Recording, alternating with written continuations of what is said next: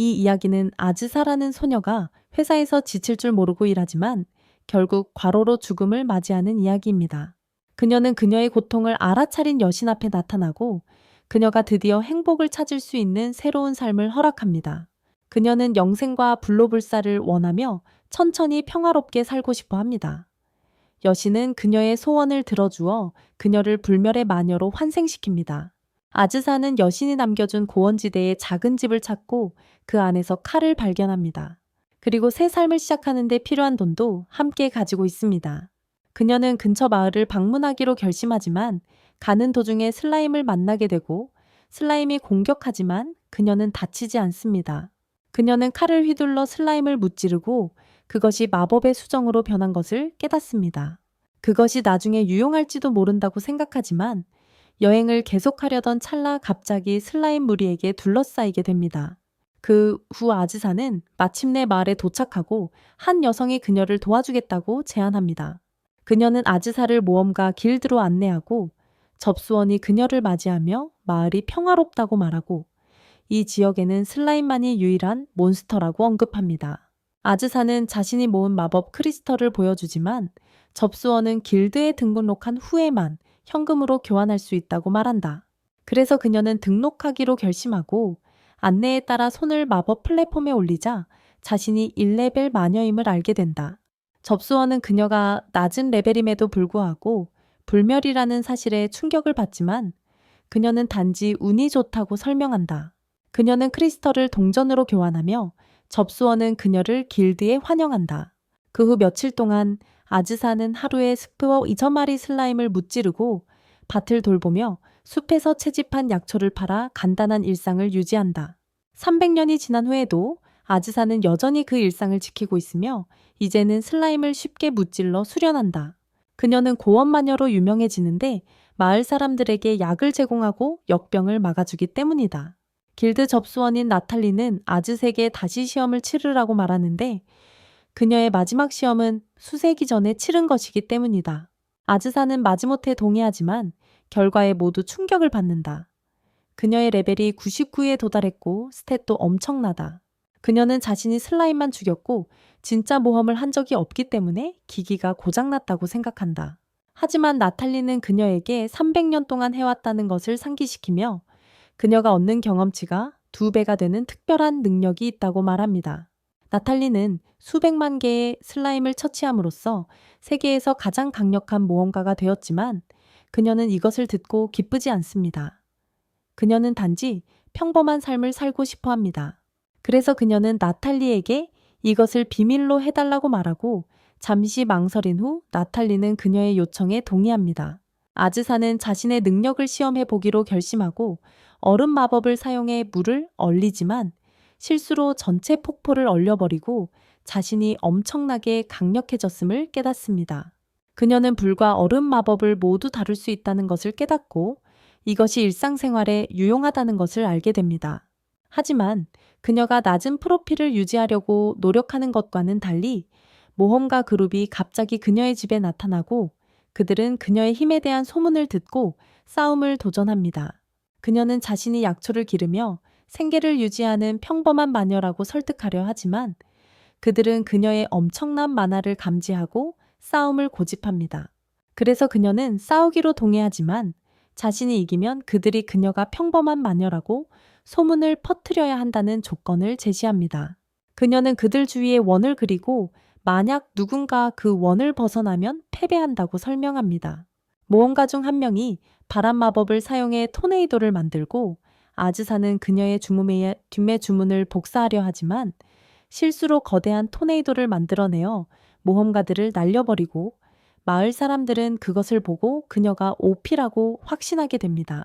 아즈사와 나탈리가 약속을 어겼다고 화를 내며 맞서지만 에른스트라는 남자가 자신이 정보를 유출한 사람임을 밝혀낸다. 그녀의 평판은 더 퍼지고 결국 라이라라는 용에게까지 소문이 퍼지며 그녀에게 도전장을 내민다.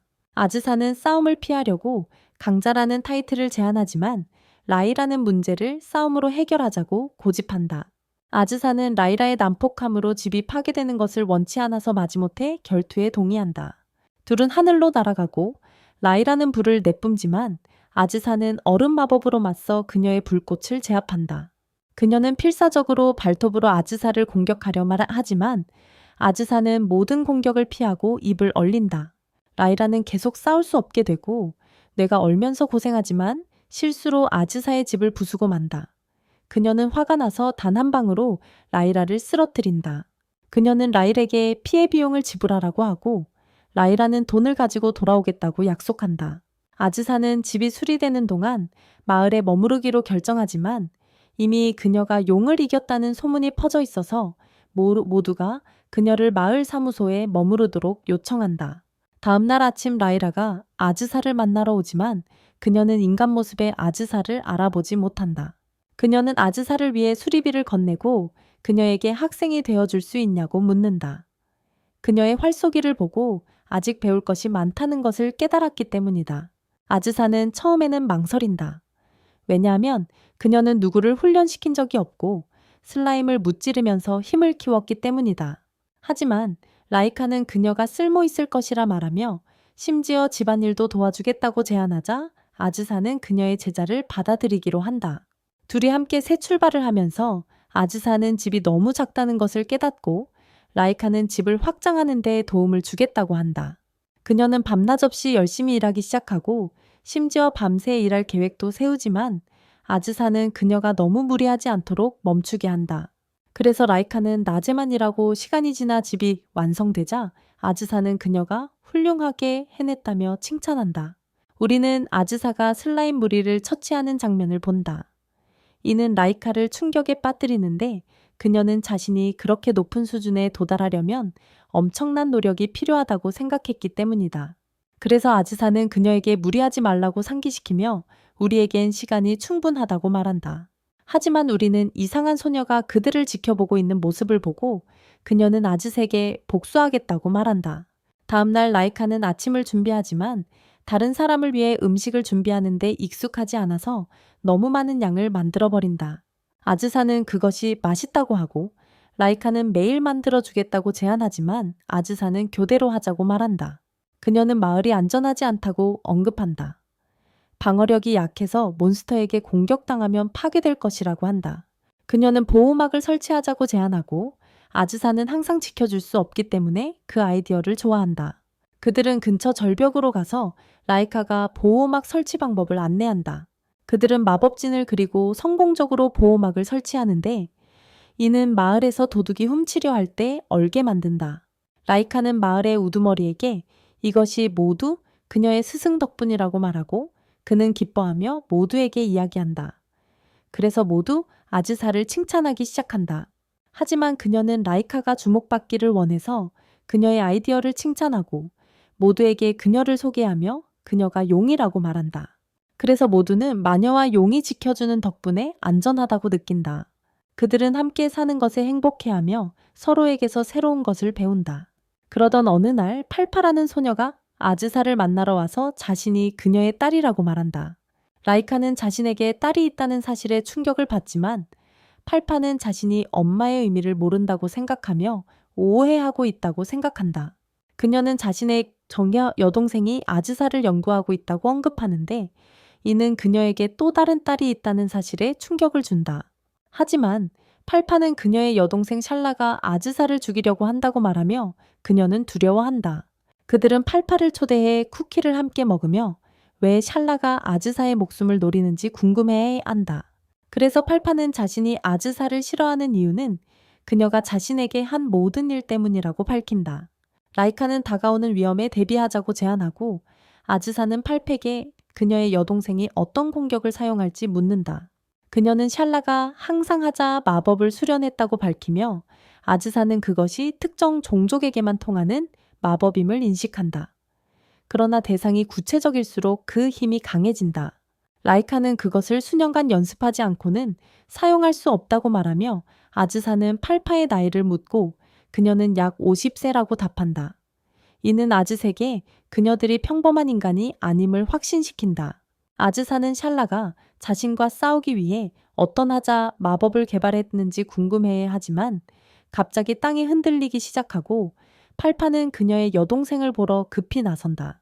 라이카는 샬라 주변에 감도는 사악한 기운을 감지하고 팔파는 그녀를 막으려 하지만 그녀는 복수해야 한다고 말하며 그녀가 어머니에게 살해당했기 때문이라고 한다. 아즈사가 자신이 그녀를 죽일 수 없었다고 설명하지만 샬라는 그녀가 수많은 슬라임을 죽였다고 상기시킵니다.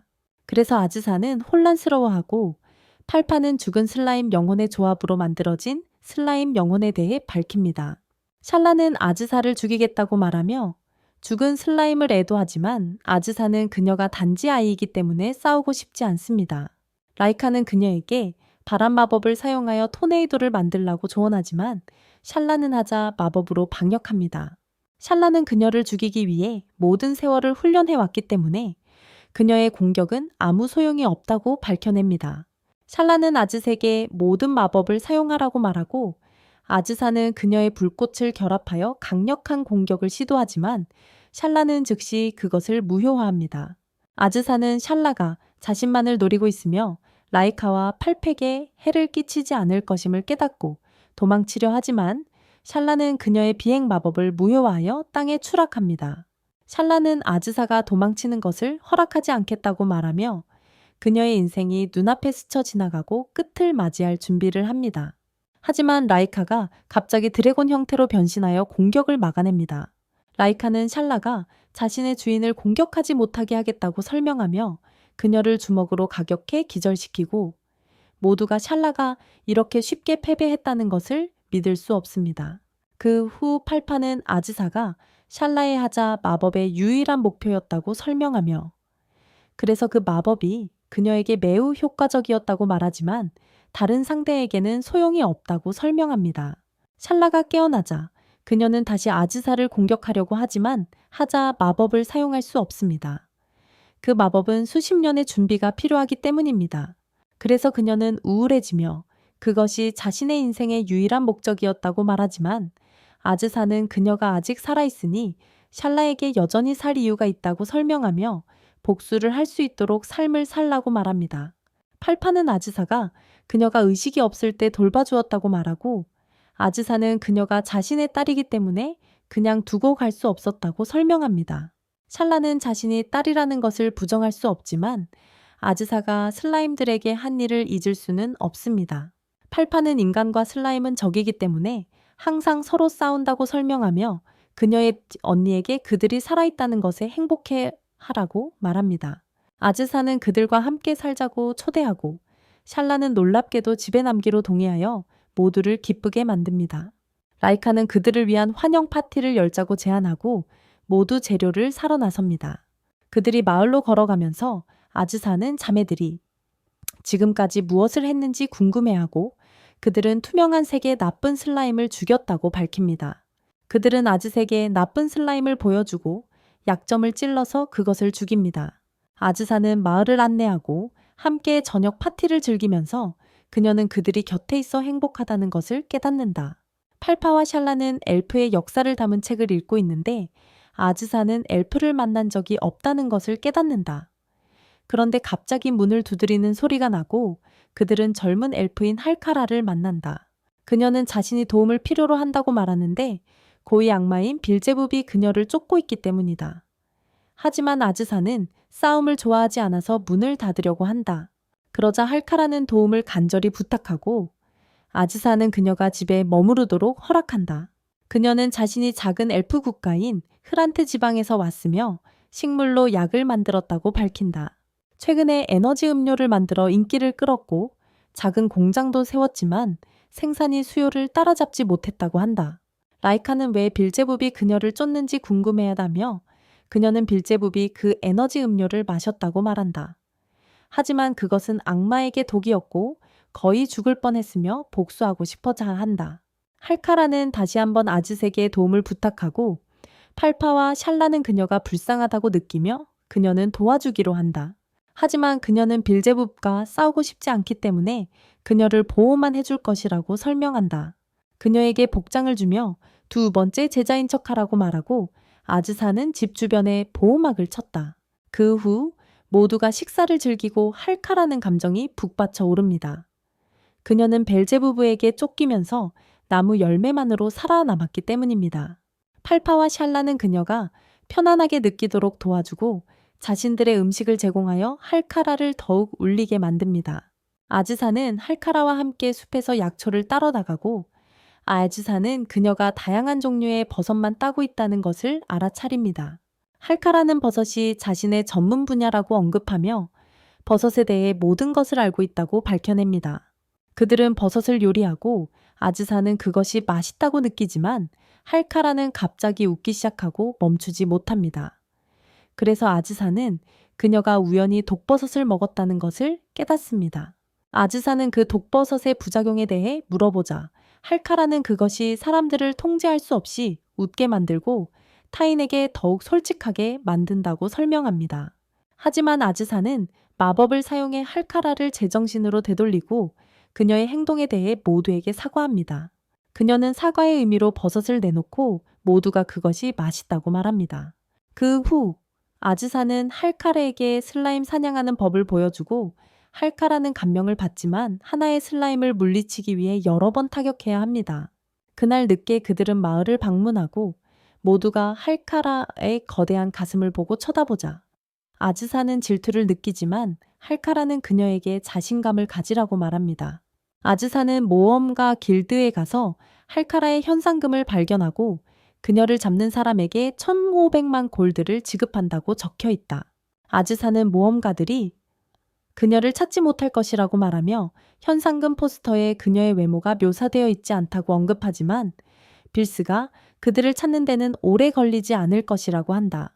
그녀는 라이카에게 딸들을 안전한 곳으로 데려가라고 하지만 샬라는 그녀와 함께 싸우고 싶어 하고 팔파는 그녀가 좋은 딸이 되려고 하는 것을 알고 있지만 그것이 아즈색에만 어려움을 줄 것이라고 말한다.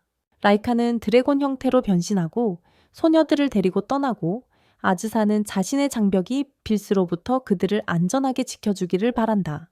할카라는 에너지 음료를 마시며 그것이 자신이 밤새 싸울 수 있게 해준다고 말하고 자신이 소비할 수 있는 것만 만든다고 언급한다. 그녀는 아즈사가 그것을 마셨다고 생각하지만 아즈사는 자신은 마시지 않았다고 설명하고 할카라는 바닥에 여러 병이 있는 것을 보고 그녀가 농담하는 것인지 궁금해한다. 하지만 아즈사는 지금은 농담할 시간이 아니라고 설명하고 할칼에게 빌스가 파리인지 물어본다. 그래서 그녀는 빌스가 파리의 군주로 알려져야 있다고 언급한다. 그들은 곧 그들 주위에서 윙윙거리고 있던 파리가 사실 악마 빌스였고 그녀가 에너지 음료를 소비한 사람이라는 것을 깨닫는다. 그녀는 인간 형태로 변신하고 아즈사는 왜 그녀가 바로 자신을 드러내지 않았는지 묻는다. 비얼스는 할카라가 그곳에 머물고 있는지 확인하고 싶었다고 설명하며 집 주변을 파리 형태로 날아다니는 것을 즐긴다고 언급합니다. 그녀는 할카라에게 찾는데 큰 고생을 했다고 말하고 할카라는 비얼스를 위해 무엇이든 하겠다고 생명을 구걸합니다. 비얼스는 이를 듣고 기뻐하지만 아즈사가 할카라를 붙잡고 그녀의 제자와의 모든 거래는 자신을 통해 이루어져야 한다고 말합니다. 그녀는 비얼스에게 떠나라고 하지만 비얼스는 대신 아즈사가 자신과 싸우고 싶어 하는지 묻고 오랫동안 싸우지 않았다고 말합니다. 아즈사는 공정하게 싸우기로 동의하고 둘은 밖으로 나가 비얼스는 그녀에게 자신의 결정을 후회하게 될 것이라고 경고합니다. 하지만 그녀가 악마 형태로 변신했을 때 아즈사가 설치한 장벽 때문에 즉시 충격을 받습니다. 그녀는 아즈색에 공정하게 싸우겠다는 약속을 상기시키며 사과합니다. 상태가 좋지 않음에도 불구하고 아즈사와 싸우고 싶어 하지만 갑자기 의식을 잃고 아즈사는 그녀를 안으로 데려가 회복 마법으로 치료합니다. 하지만 그녀가 악마라는 점에서 이게 좋은 생각인지 궁금해합니다. 비얼스는 곧 깨어나고 아즈사가 실제로 좋은 사람이라는 것을 깨닫습니다. 그녀는 회복되면 다시 한번 할카라의 에너지 음료를 마시고 싶다고 언급하는데 이는 그녀를 충격에 빠뜨립니다. 왜냐하면 그녀는 비얼스가 그 음료 때문에 거의 죽을 뻔했다고 생각했기 때문이며 복수를 원했기 때문입니다. 비얼스는 밤샘을 하면서 그 음료를 마셨을 때 갑자기 에너지가 넘쳤지만 결국 무리를 해서 아프게 되었다고 설명합니다. 그녀는 그 에너지 음료가 악마왕에게도 인기가 있었고 그래서 악마들 사이에서 유명해졌다고 밝혀 할카라가 더 많이 만들어야 한다고 생각합니다. 그녀는 오해에 대해 아즈색에 사과하지만 그들이 쓸데없는 싸움으로 이어지지 않아서 기쁘다고 말합니다. 할카라는 공장을 그들의 대륙으로 옮길 생각을 하고 있다고 밝혀 고향에서 모두가 자신을 버렸기 때문에 그들과 가까이 지낼 수 있을 것이라고 말합니다. 아즈사는 그들에게 충분한 공간이 있으니 할카라가 그들과 함께 지낼 수 있고 모두가 번갈아 가며 요리를 할 수 있다고 언급합니다. 팔파와 샬라는 비얼스에게 자신에 대한 질문을 하는데 비얼스는 그것이 귀엽다고 생각하며 그들 중 한 명을 입양할까 고민하지만 아즈사는 그녀의 제안을 거절합니다. 할카라는 아즈사가 연애 경험이 있는지 궁금해하지만 아즈사는 그런 경험이 없다고 밝혀 할카라는 그녀가 너무 젊어서 그 이야기를 하고 싶어 한다고 언급합니다. 아즈사는 그녀의 나이에 대해 묻고 할카라는 자신이 약 200세라고 밝혀 이는 엘프에게는 젊은 나이입니다. 그녀는 팔파와 샬라에게 좋아하는 사람이 있는지 묻고 두 사람 모두 엄마를 사랑한다고 말하자 아즈사는 정말 기뻐합니다. 라이카는 모두를 위해 아침을 준비하지만 모두가 즐기기 전에 그녀는 고향으로 돌아가야 한다고 말합니다. 모두가 이 말을 듣고 충격을 받으며 아즈사는 그녀에게 문제가 있냐고 묻습니다. 그녀를 가족처럼 생각하기 때문이죠. 그러나 라이카는 언니의 결혼식에 참석해야 한다고 밝혔습니다. 그들은 원한다면 함께 갈 수 있다고 말하며 모두 로코 화산으로 출발하여 결혼식에 참석합니다.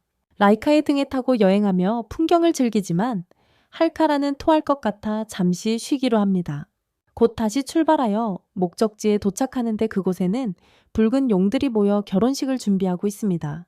그들은 라이카의 여자 대학 후배들로부터 인사를 받고 돌아다니던 중 할카라가 실수로 접시를 밟아 용이 그녀를 먹이로 생각하고 잡아챕니다. 하지만 용은 그녀를 놓아주고 라이카의 부모님을 만나게 됩니다. 아버지는 너무 시끄러워서 모두 귀를 막아야 합니다. 라이카는 언니인 레일라와 그녀의 팔의 신랑을 소개하고 할카라는 둘이 어떻게 만났는지 묻습니다. 레일라는 그들이 어린 시절 친구였으며 80년 만에 다시 만나 결혼하기로 결정했다고 밝혔습니다. 그들은 갑자기 하인스 대륙에 사는 또 다른 부족인 푸른 용족의 공격을 받는데 이들은 무자비하고 미개하다고 유명합니다. 그들은 차가운 숨결로 모든 것을 얼리고 그들의 리더 피라가 결혼식을 망치러 왔다고 언급합니다. 그녀는 레일라보다 나이가 많고 아직 독신이기 때문입니다. 그녀는 동료들이 화산을 얼릴 것이라고 말하며 붉은 드래곤들이 다른 선택지가 없기 때문에 그들과 정면으로 싸우기로 결정합니다. 이것은 팔파와 샬라를 두렵게 하지만 아즈사는 그들이 걱정하지 말라고 말합니다. 그녀가 해결할 것이기 때문입니다. 그녀는 죽은 척하고 있는 할카라를 부르지만 드래곤이 거의 그녀를 밟을 뻔하자 그녀는 움직이기로 결심합니다. 아즈사는 그들을 붙잡고 도망치기 시작하지만 드래곤의 공격을 받아 얼려버리려 합니다. 그러나 아즈사는 그녀의 불마법으로 그 공격을 반격합니다. 라이카는 피라와 맞서 싸우고 아즈사는 그들을 지켜보며 자신이 간섭하지 말아야 한다고 생각합니다. 그녀는 외부인이기 때문입니다. 하지만 갑자기 드래곤이 그녀를 공격하고 그녀는 반격할 수밖에 없습니다. 그래서 그녀는 드래곤의 머리를 차서 기절시키고 할칼에게 그녀의 아이들을 안전한 곳으로 데려가라고 말합니다. 그녀는 가족을 보호하기 위해 전력을 다할 준비를 합니다. 그녀는 하늘로 날아오르고 불을 쏟아내며 모두의 주목을 끌습니다. 그래서 모든 파란 드래곤들이 그녀를 둘러싸고 동시에 공격하지만 그녀는 자신의 불마법으로 자신을 방어합니다. 그녀는 그들을 때리고 모두 땅에 쓰러지며 붉은 드래곤들은 그녀가 매우 강력하다는 것을 깨닫습니다. 피라가 충격을 받으며 어떻게 인간이 신체 공격으로 드래곤을 이길 수 있는지 궁금해하자 아즈사는 그녀의 일관성 덕분이라고 설명합니다. 그녀는 피라를 차고 피라는 그 타격을 견디며 반역으로 얼음 공격을 합니다. 하지만 아즈사는 피라가 단 하나의 공격만 가지고 있다는 것을 깨닫고 그녀의 불마법을 사용하여 피라를 압도합니다. 피라가 방심한 사이 아즈사는 위에서 그녀를 차서 땅에 부딪히게 하고 이는 다른 푸른 드래곤들을 겁먹게 하여 모두 날아가게 만듭니다. 라이카가 아즈사를 들어 올리며 모두 그녀의 이름을 외치기 시작하지만 아즈사는 아직 끝나지 않았다고 말합니다. 왜냐하면 또 다른 푸른 드래곤들이 화산 쪽으로 다가오고 있기 때문입니다. 가는 길에 라이카는 그녀의 언니가 멋진 결혼식을 갖기를 바란다고 말하고 아즈사는 모든 것이 괜찮을 것이라고 안심시킵니다. 그들이 화산 근처에 도착하자 마법원 안에 갇힌 푸른 드래곤들을 발견하게 되고 그 원이 그들의 마법을 흡수하고 있습니다. 그들은 누가 그들을 가두었는지 궁금해하고 비얼스가 나타나 그녀가 온천을 즐기기 위해 거기에 있었다고 밝힙니다. 하지만 푸른 드래곤들이 소란을 피우고 있었기 때문에 그녀는 자신의 악마 마법을 사용하여 그들을 처벌했습니다. 아즈사는 자신이 5마리의 파란 용을 물리친 것에 감명을 받지만 비얼스는 그녀가 3천천년을 살아온 고위급 악마이기 때문에 그리 대단한 일이 아니라고 언급합니다. 그녀는 아즈사가 공정한 싸움에서 자신을 이길 수 있을지 궁금해하지만 싸우는 것에는 관심이 없고 대신 아즈사를 포옹합니다. 아즈사는 피레에게 협상을 위해 인간 형태로 변신하라고 말하고 피라는 협조하며 그들이 원하는 것이 무엇인지 묻습니다. 그래서 라이카는 공격 중에 발생한 모든 피해에 대해 그녀가 지불해야 할 금액을 보여주고 그녀는 그 비용이 얼마나 비싼지 믿을 수 없습니다. 하지만 라이카는 그녀가 지불하지 않으면 영원히 그곳에 머물러야 한다고 언급하자 그녀는 마지못해 그렇게 하기로 동의합니다. 아즈사는 파란 용과 빨간 용이 더 이상 싸우지 않도록 평화조약을 체결해야 한다고 생각하지만 피라는 빨간 용들을 괴롭히는 것이 자신의 삶의 유일한 목적이라고 언급합니다. 아즈사는 그녀가 조약을 수용하지 않으면 구금하겠다고 위협하자 피라는 그렇게 하기로 동의합니다. 비얼스는 그녀와 아즈사가 조약의 증인이라고 언급하며 누군가 조약을 어기면 심각한 결과가 있을 것이라고 말합니다. 그 후 모든 용들은 인간 형태로 변신하고 나머지 파티를 즐깁니다. 모두가 신혼부부에게 최고의 축복을 보내고 피라도 포함되지만 레일라가 피라가 결혼하지 않을 것이라고 농담하자 그녀는 화가 나서 저주를 합니다. 그날 저녁 라이카는 아즈색의 무릎에 머리를 얹어도 되는지 물어보며 언니가 긴장할 때마다 그렇게 해줬다고 설명하고 아즈사는 그녀가 그렇게 하도록 허락한다. 할카라는 술에 취해 기절하고 빌스가 그녀를 안고 가지만 토할까봐 조심하라고 경고한다. 할카라는 다른 이들에게 온천 리조트에 머물라고 초대하며 자신이 거기에 머물 것이라고 말하고 그들은 그녀의 초대를 받아들인다. 그들은 온천을 즐기고 아즈사는 그들이 정말 가족 같다고 생각한다. 그녀는 모두에 대해 이야기하기 시작하며 자신에게 2아이가 있다고 말하고 빌스와 라이카는 그녀의 자매와 같다고 말한다. 하지만 그녀는 할카라를 언급하는 것을 잊어버려서 아즈사가 그녀가 문제아라고 말한다. 할카라는 아즈사와 요리하는 날을 바꾸는데 이로 인해 모두가 그녀가 이사 간다고 생각하게 되어 슬퍼한다. 그들은 그녀를 위한 작별 파티를 열지만 할카라는 자신이 어디에도 가지 않는다고 말하며 단지 공장을 지을 새 장소를 찾고 있다고 언급한다. 이후 할카라는 지쳐서 집에 돌아오고 아즈사는 걱정하며 무리하지 말라고 하지만 할카라는 에너지 음료를 마시면 괜찮아질 것이라고 말한다. 아즈사는 해가 지기 전에 집으로 돌아가라고 하지만 할카라는 자신의 공장에 유령이 있어서 모든 지역 주민들이 그곳에서 일하기를 두려워하고 자신이 모든 일을 혼자 해야 한다고 언급한다. 샬라는 그것이 공장을 떠나지 않기 때문에 묶인 영혼이며 그 영혼이 죽은 장소에 머물고 있다고 언급합니다. 할카라는 아즈색에 그것을 없앨 수 있는지 묻지만 아즈사는 자신이 유령을 다루는데 서투르다고 말합니다.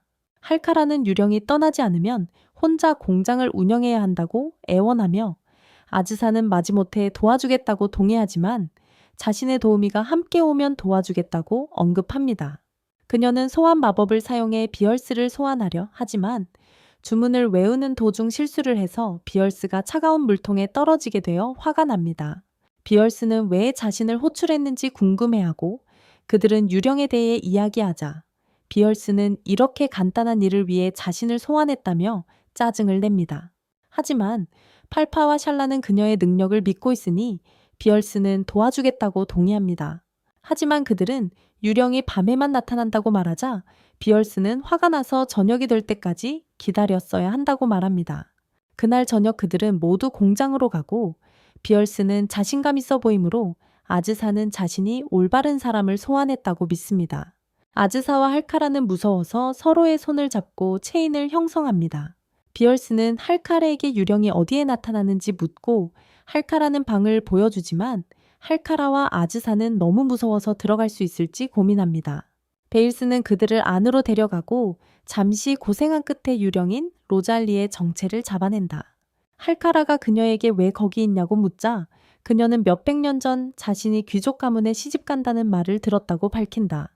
그녀는 자신의 아름다움과 예절 덕분에 선택받았다고 생각했지만 부모님이 그녀를 속인 것임을 깨닫는다. 왜냐하면 그녀를 귀족 가문에 팔았기 때문이다. 할카라는 그녀가 예절이 좋아 보이지 않아서 잘 지내는지 궁금해하지만 로잘리는 수백 년 동안 유령으로 지내면서 변했다고 설명한다. 그녀는 그곳이 자신 소유라고 말하고 아즈사도 다음에 무엇을 해야 할지 고민하자 베일스는 로잘리지를 존재 자체에서 지우는 것을 제안한다. 하지만 아즈사는 그것이 좋은 해결책이 아니라고 멈춘다. 할카라는 로잘리지가 그냥 떠날 수 있냐고 묻자 그녀는 이미 여러 번 시도했지만 불가능하다고 말한다. 하지만 베일스는 방법이 있다고 말하며 그녀의 영혼이 살아있는 인간의 몸을 차지하면 떠날 수 있다고 설명한다. 그러나 의지력이 약한 사람을 선택하는 게 더 낫다고 생각하며 모두가 할카라가 이상적인 선택이라고 믿고 그녀를 의자에 묶는다. 로잘리지는 성공적으로 그녀의 몸을 차지하고 아즈사는 그녀가 행복했으면 좋겠다며 함께 지내자고 초대한다. 이 말을 들은 로잘리지는 기뻐하며 아즈사를 언니라고 부르고 자신이 죽더라도 그녀를 지키겠다고 말한다. 하지만 아즈사는 이미 그녀가 죽었다고 상기시킨다.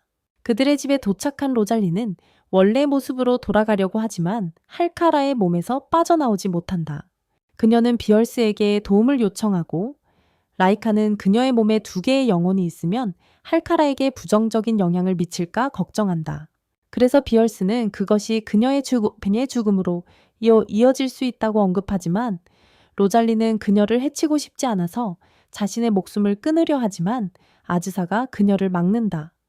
왜냐하면 그렇게 하면 할카라도 죽게 되기 때문이다. 그들은 문제를 논의하기 위해 회의를 열고 라이카는 그녀를 회전시켜야 한다고 제안한다. 왜냐하면 그녀가 병에서 스타크 쿠키스를 제거할 때 효과가 있기 때문이다. 그래서 아즈사는 그녀를 회전시켜 멀리 던지지만 효과가 없고 라이카는 병 뒤에서 치면 효과가 있을 것이라고 언급한다. 그래서 샬라가 할카라를 가격하지만 그것은 그녀에게만 상처를 준다. 라이카는 마지막 수단으로 상자를 부순다고 언급하고 비얼스는 할카라를 죽일 준비를 하지만 아즈사가 제때 그녀를 막는다. 팔파는 로잘리를 놀라게 해야 한다고 제안하고 아즈사와 라이카는 그녀를 하늘 높이 데려가서 떨어뜨리지만 여전히 효과가 없다. 그 후 그들은 여러 가지 다른 방법을 시도하지만 아무것도 효과가 없어서 그녀를 취하게 하려고 한다. 할카라가 잠이 들면 몸을 차지할 것이라고 기대한다. 계획은 성공하고 할카라는 어떻게 거기에 왔는지 궁금해하며 자신의 몸으로 돌아온다. 그 후 그들은 그녀를 차가운 물에 던져 로잘리가 몸을 떠나게 만든다. 그녀는 그들에게 폐를 끼쳐 미안하다고 사과하고 할카라는 노동자들을 다시 공장으로 데려오는 것이 어려울 것이라고 말하지만 아즈사는 계획을 생각해낸다. 그들은 로잘리제를 좋은 유령으로 소개하는데 그녀는 자신의 능력으로 모두를 도와주며 마을의 일원으로 받아들여지고 그녀는 새 친구를 사귀게 되어 기뻐한다.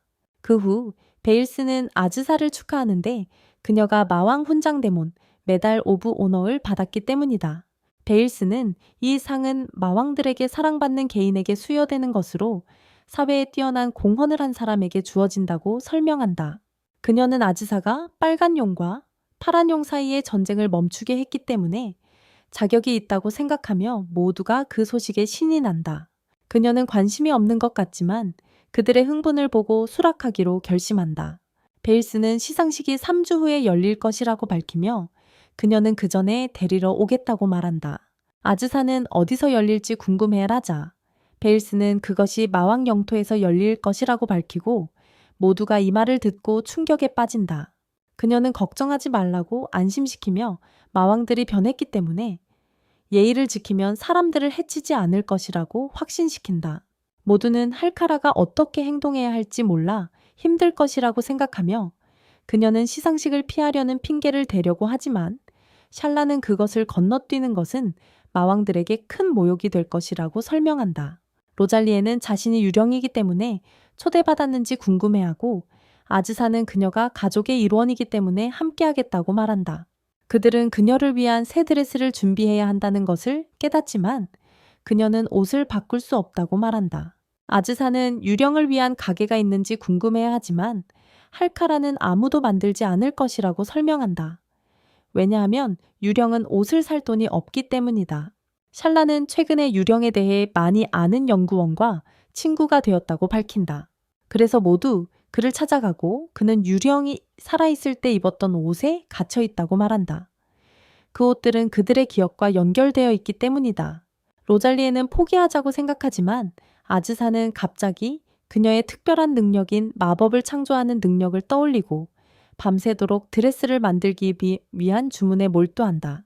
여러 번 실패한 후 결국 아름다운 드레스를 만들어내고 모두가 로잘리오가 그것을 입은 모습을 보고 기뻐한다. 곧 빌스가 리바이던과 함께 도착하는데 그들은 하늘을 날며 심지어 건물까지 짓고 있다. 그녀는 손님방을 보여주며 큰 목욕탕이 있다고 밝히고 그곳에서 또 다른 리바이던인 바니아를 만난다. 빌스는 그녀에게 일하러 돌아가라고 명령하고 그녀는 그 물이 피부에 좋지만 오래 머무르면 녹아버릴 것이라고 설명한다. 바니아가 그룹에 자신을 소개하며 현재 그들이 타고 있는 것은 그녀의 언니인 판나라고 언급합니다. 그녀는 비행과 손님 접대를 번갈아 한다고 밝히며 모두를 위해 음식을 준비했다고 말합니다. 빌스는 그들이 필요하면 바니아에게 물어보라고 말하고 아즈사는 악마들이 그들에게 너무 친절하다고 생각합니다. 그래서 빌스는 그녀가 모든 보상을 받을 자격이 있다고 말하며 그녀가 드래곤 전쟁을 멈췄기 때문에 그녀의 이름이 역사에 남을 것이라고 합니다. 그 후 그들은 맛있는 식사를 즐기고 모두 따뜻한 목욕을 합니다. 밤이 되자 다른 모든 사람들이 잠든 사이 로잘리는 아름다운 하늘을 바라보며 그 아름다움에 감탄합니다. 할카라도 깨어나 목욕을 하고 싶어 하지만 실수로 그곳으로 갑니다. 로잘리는 그녀가 공장을 지어준 것에 감사하며 그것 덕분에 자신이 죽었던 곳을 떠날 기회를 얻었다고 말하고 이렇게 아름다운 경치를 다시 보고 싶었다고 합니다. 할카라는 그들이 모두 가족이라고 언급하며 그들 사이에 호의라는 것은 없다고 말하고 로잘리는 이를 듣고 기뻐합니다. 다음 날 아침 그들은 할카라가 어디에 있는지 궁금해하며 그녀가 목욕을 너무 오래 했을 것이라고 생각합니다. 모두가 패닉에 빠지지만 그녀가 침대에서 떨어졌다고 말하자 안심하게 된다. 비얼스는 그들에게 왕국의 수도를 보여주며 먼저 마왕과 면담할 것이라고 언급한다. 그녀는 내일 의식이 열릴 것이라고 밝히지만 모두가 마왕을 만나는 것이 두렵다.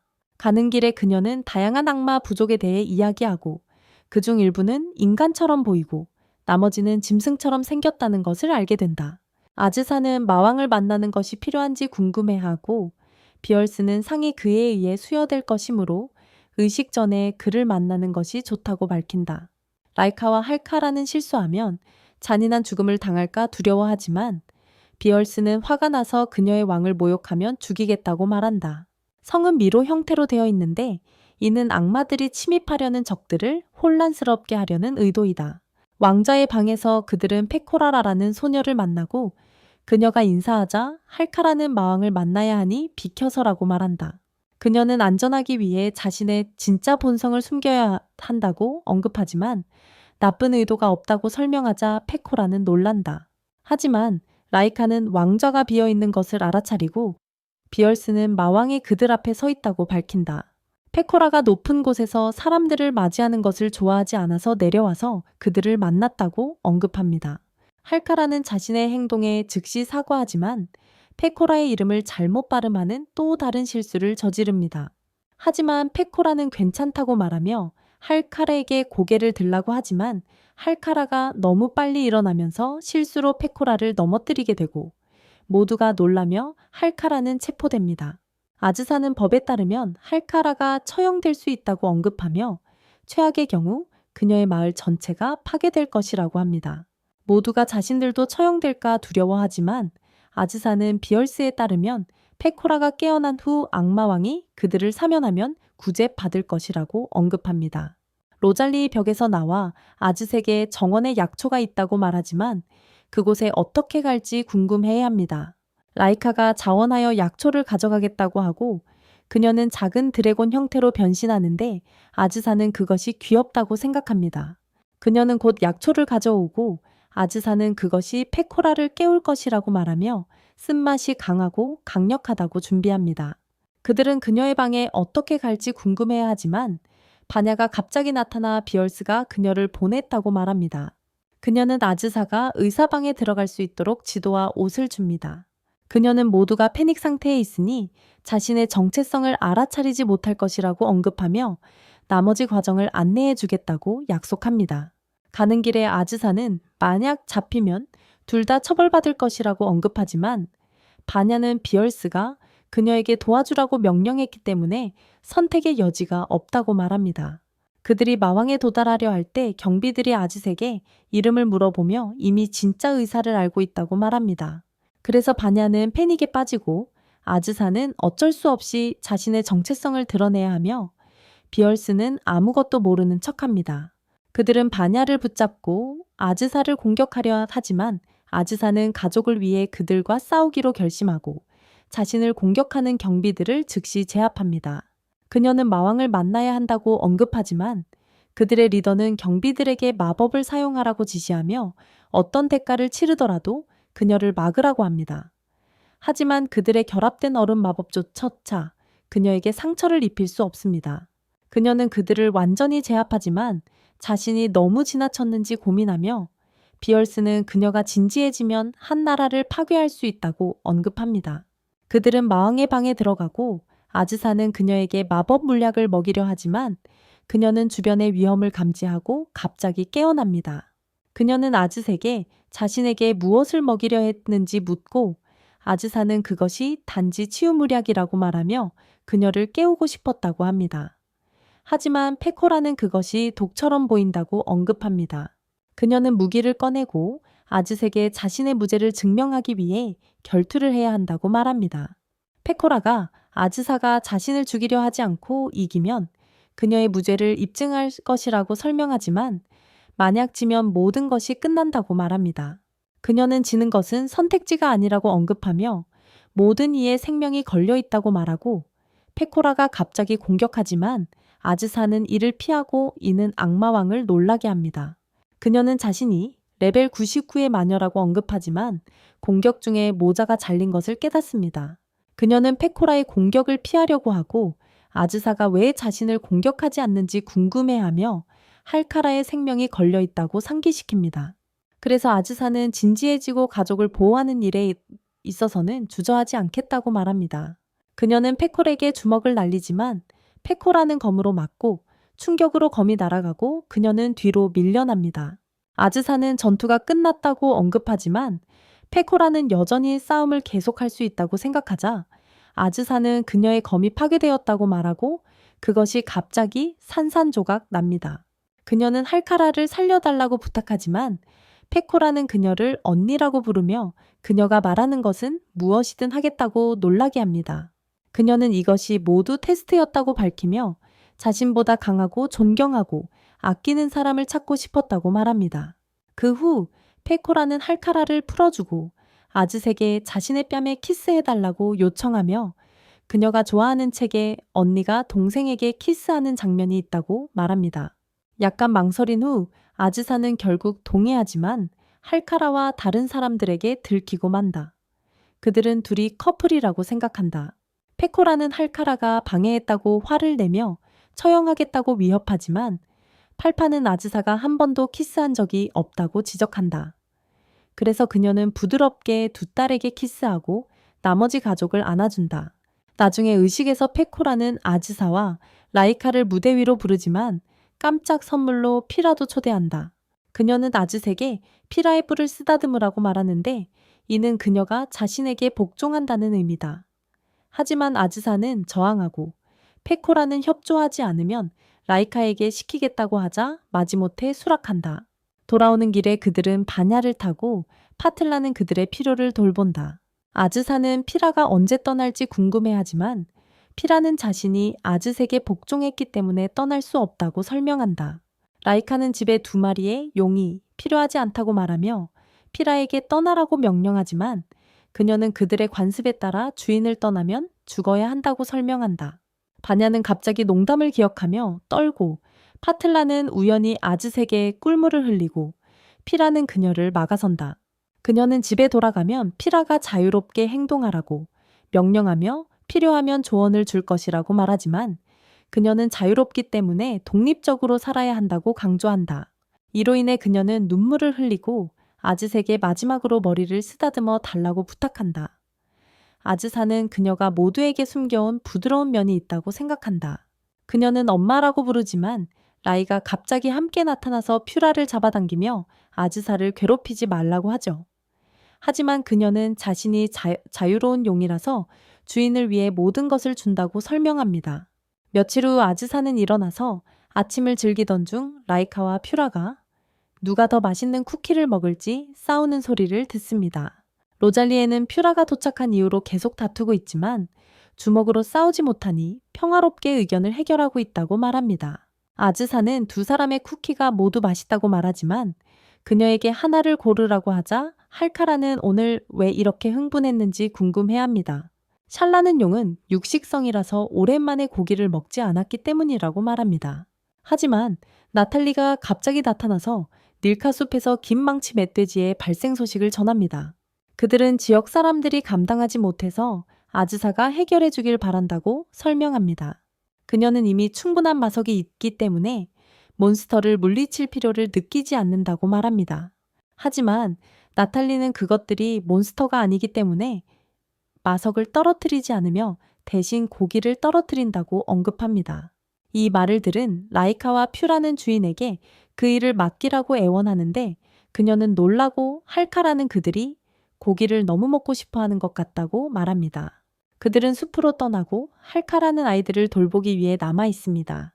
로잘리는 주위를 둘러보며 직진하면 15마리의 멧돼지를 찾을 수 있다고 말합니다. 이 말에 피라가 흥분하여 그들을 쫓아갑니다. 하지만 그녀의 옷이 나뭇가지에 걸려서 아무도 없다고 생각하고 옷을 벗습니다. 그런데 강 주변에 사람들이 있는 것을 발견하고 부끄러워합니다. 옷을 입고 나서 멧돼지들이 그녀의 옷을 던져버리고 그녀는 벌거벗은 채로 싸워야 하지만 모두가 그녀를 도와주러 와서 빠르게 멧돼지를 물리칩니다. 고기를 요리하는 동안 비얼스와 바니아가 돌아와 피라의 옷을 돌려줍니다. 그들은 야생 멧돼지를 조사하러 왔고 악마의 세계를 위한 음식을 모으고 있다고 밝혔습니다. 하지만 이미 모든 고기를 모았기 때문에 그들의 일이 쉬워졌습니다. 그날 저녁 라이카와 피라는 자신의 행동에 사과하고 승자가 아즈사 옆에서 하룻밤을 잘 수 있는 대회를 위해 침대를 마련했다고 언급합니다.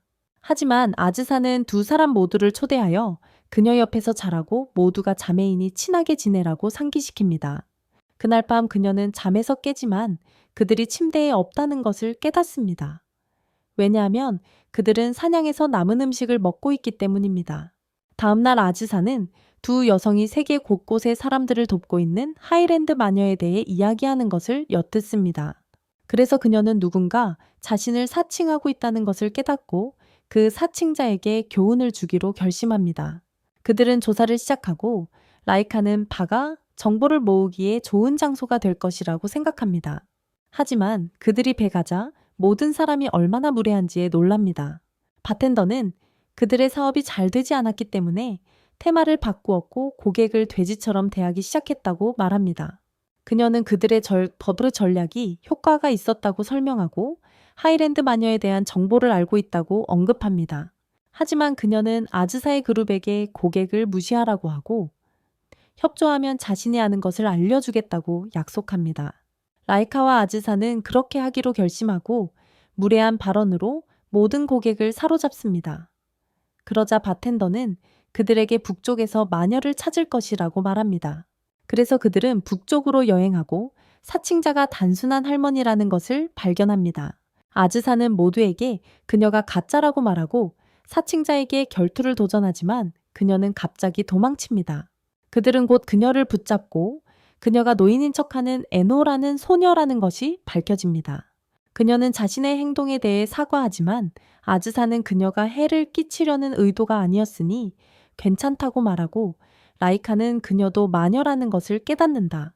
아즈사는 자신의 집을 둘러보며 여러 가지 소름 끼치는 물건들을 발견하고 라이카는 에노에게 마법약을 만드는지 물어본다. 그래서 에노는 자신이 만든 알약을 보여주며 그것이 피로와 눈의 피로를 완화하고 장 건강에도 좋다고 말한다. 아즈사는 그녀의 제품이 훌륭하다고 생각하며 그녀가 약을 판매하면 큰 인기를 끌 것이라고 말한다. 하지만 그녀는 마녀가 함부로 자신을 광고하는 것은 현명하지 않다고 생각하며 누군가 자신이 판매하는 것을 도와주지 않는 한 그렇게 하지 않을 것이라고 말한다. 라이카는 그녀의 말을 이해하지 못하고 그녀가 무엇을 이루고 싶어 하는지 물어본다. 왜냐하면 그녀의 주장은 일관성이 없기 때문이다. 하지만 아즈사는 에노의 기분을 이해한다고 말하며 에노는 사업에 관심이 없는 천재 마녀가 되고 싶지만 동시에 자신의 위대함을 인정받고 싶어 한다고 언급한다. 그녀는 유명해지고 싶다는 것을 인정하며 사람들이 자신의 동상을 만들어주기를 원한다고 말하고 아즈사는 그녀의 목표를 이루기 위해서는 모두의 관심을 끌어야 한다고 조언한다. 그 후 에노는 지역 축제에서 자신의 가판대를 열고 마법 알약을 판매하며 라이카와 후라는 쿠키를 판매한다.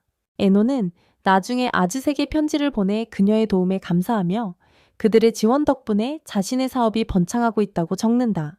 아즈사가 아침을 준비하고 있을 때 샬라가 팔파가 슬라임으로 변했다고 말하자 아즈사는 농담이라고 생각하며 충격을 받는다. 하지만 그녀는 자신이 일어났을 때 창문이 닫혀 있었고 언니 대신 슬라임만 있었다는 것을 알아차린다. 슬라임이 아즈사의 다리를 감싸자 아즈사는 정말로 팔파라는 것을 깨닫는다. 할카라는 그녀가 정령이었기 때문에 슬라임으로 변신할 수 있는 능력이 있을지도 모른다고 언급하지만 샬라는 그에 대해 전혀 모른다. 아즈사는 그녀를 인간 형태로 되돌리는 마법을 만드는 것이 쉽지 않을 것이라고 생각하고 후라가 악마들에게 상담할 것을 제안한다. 그래서 아즈사는 비얼스를 소환하고 그녀는 다시 차가운 물에 떨어진다. 아즈사는 팔파가 슬라임으로 변했다고 말하지만 비얼스는 아즈사가 농담하고 있다고 생각하며 화가 난다. 그래서 아즈사는 팔파를 보여주고 모든 것을 설명한다. 비얼스는 팔파를 안아주고 아즈사는 그녀가 어떻게 팔파를 원래대로 되돌릴 수 있는지 아는지 궁금해 하지만 슬라임과 관련된 문제는 슬라임에게 상담해야 한다고 언급한다. 그녀는 성에 지능 있는 슬라임이 있어서 그들이 도움을 받을 수 있을지도 모른다고 말하고 아즈사는 모두 걱정하지 말라고 하고 성으로 떠난다. 그들은 곧 목적지에 도착하고 비얼스는 지능 있는 슬라임이 조용한 곳에 있는 것을 좋아한다고 언급하지만 그녀는 길을 잊어버려 결국 길을 잃게 된다. 그녀는 아즈사를 걱정하지 말라고 말하며 그녀가 작은 빵 조각들을 떨어뜨리고 있지만 사실 팔파가 그것들을 먹고 있다는 것을 알게 된다. 그래서 그들은 다시 지상으로 돌아가야 했다. 페코라는 그들을 보고 답을 알고 싶으면 키스하라고 아즈색에 요청한다. 아즈사는 망설이며 그녀에게 키스한다. 페코라는 근처 헛간을 확인하라고 말하며 그곳에서 숨겨진 통로를 발견한다. 그 통로는 점액체로 이어진다. 그것은 글이 적힌 판자를 사용해 의사소통하지만 도움을 줄 수 없고 텀리에나 지방의 가장 높은 산에 사는 마법사 점액체를 방문하라고 한다. 아즈사는 점액체에게 감사를 표하고 모두 휴식을 취하러 돌아가며 다음날 모험을 계속할 계획이다. 다음날 그들은 산 위의 집에 도착한다. 그곳에서 마법사 점액체인 어린 소녀가 맞이하고 그녀는 변신 마법을 사용해 자신의 모습을 바꿨다고 밝힌다. 그들은 그녀에게 자신의 문제를 이야기하고 그녀는 펠파를 안아준다. 그러자 펠파는 자신의 탄력성이 일반 점액체와 다르다는 것을 깨닫는다. 그녀는 몸을 꼼꼼히 살펴본 후 마법사 점액체는 주요 문제는 펠파의 잠자는 자세라고 언급한다. 그녀는 펠파가 잠자는 동안 근육을 다쳤기 때문에 인간 형태를 유지하기 어렵게 되었고 그래서 점액체로 변했다고 설명한다. 그들은 마법사 점액체에게 펠파를 다시 인간으로 돌릴 수 있는지 묻지만 그녀는 그녀의 마법이 짧은 시간 동안만 효과가 있어서 문제를 해결하지 못한다고 말한다. 그녀는 그들에게 몸의 움직임을 통해 인간의 형태를 얻은 전투 슬라임을 만나라고 말합니다. 그들은 그녀를 어디서 찾을 수 있는지 궁금해하자 마법 슬라임이 그녀가 캔리라는 남쪽 마을에 있으며 그곳에서 전투 토너먼트에 참가할 것이라고 알려줍니다. 그녀는 소문에 따르면 혼자서 힘만을 추구하는 전투자라고 언급하며 아즈사가 토너먼트에 참가하기로 결정합니다. 그들이 도착했을 때 비얼스도 참가하고 있다는 사실을 알게 되고 마법이 허용되지 않으니 아즈에게 조심하라고 경고합니다. 아즈사와 비얼스는 각각 상대를 쉽게 물리치고 중결승에 진출하며 비얼스는 전투 슬라임을 쉽게 이기고 아즈사는 걱정하게 됩니다. 왜냐하면 그녀는 전투 슬라임에게 펠파에 대해 물어보고 싶었기 때문입니다. 하지만 비얼스는 그녀가 아즈사와 같은 목표를 가지고 있다고 언급하며 아즈사가 싸움에 집중할 수 있도록 전투 슬라임과 협상하겠다고 약속합니다. 그들의 싸움 전에 펠파는 비얼스의 도움으로 원래 형태로 돌아오고 그들은 아무런 제약 없이 자유롭게 싸울 수 있다고 언급합니다. 싸움이 시작되자 아즈사는 비얼스를 공격하려고 하고 비얼스는 날개를 사용해 공격을 피합니다. 하지만 관중들은 그녀를 악마라고 생각하지 않고 그녀가 스타일리시해서 날개와 뿔을 착용하고 있다고 생각합니다. 비얼스는 아즈사의 속도에 맞출 수 없다고 언급하며 그녀의 약점을 공격하기로 결정하지만 약점이 너무 많아 어떤 것을 공격해야 할지 결정하지 못합니다. 아즈사는 자신이 마법을 사용할 수 없기 때문에 날 수 없다고 말하며 비얼스가 준비가 될 때까지 그냥 기다리겠다고 합니다. 하지만 비얼스가 아즈사를 공격하기 위해 돌진하자 아즈사는 재빨리 그녀의 뺨을 잡고 이것이 그녀의 계획의 일환임을 드러냅니다. 아즈사는 비얼스를 가격하지만 비얼스가 이를 막고 두 사람은 서로 공격하려고 하며 모두가 그들이 비슷한 실력임을 주목합니다. 아즈사는 그녀를 칭찬하고 비얼스가 싸움을 준비하기 위해 열심히 훈련했다고 밝혀냅니다. 아즈사는 비얼스가 자신을 가치 있는 상대라고 생각해 주어서 영광이라고 말하지만 사실 그녀는 비얼스가 자신에게 너무 약하다고 생각합니다. 그녀는 자신의 어머니가 이길 것이라고 자신하는 팔파의 목소리를 듣고 아즈사는 딸을 위해 이겨야 한다고 언급합니다. 아즈사는 비얼스의 다음 공격을 피하고 단 한 방에 그녀를 쓰러뜨립니다.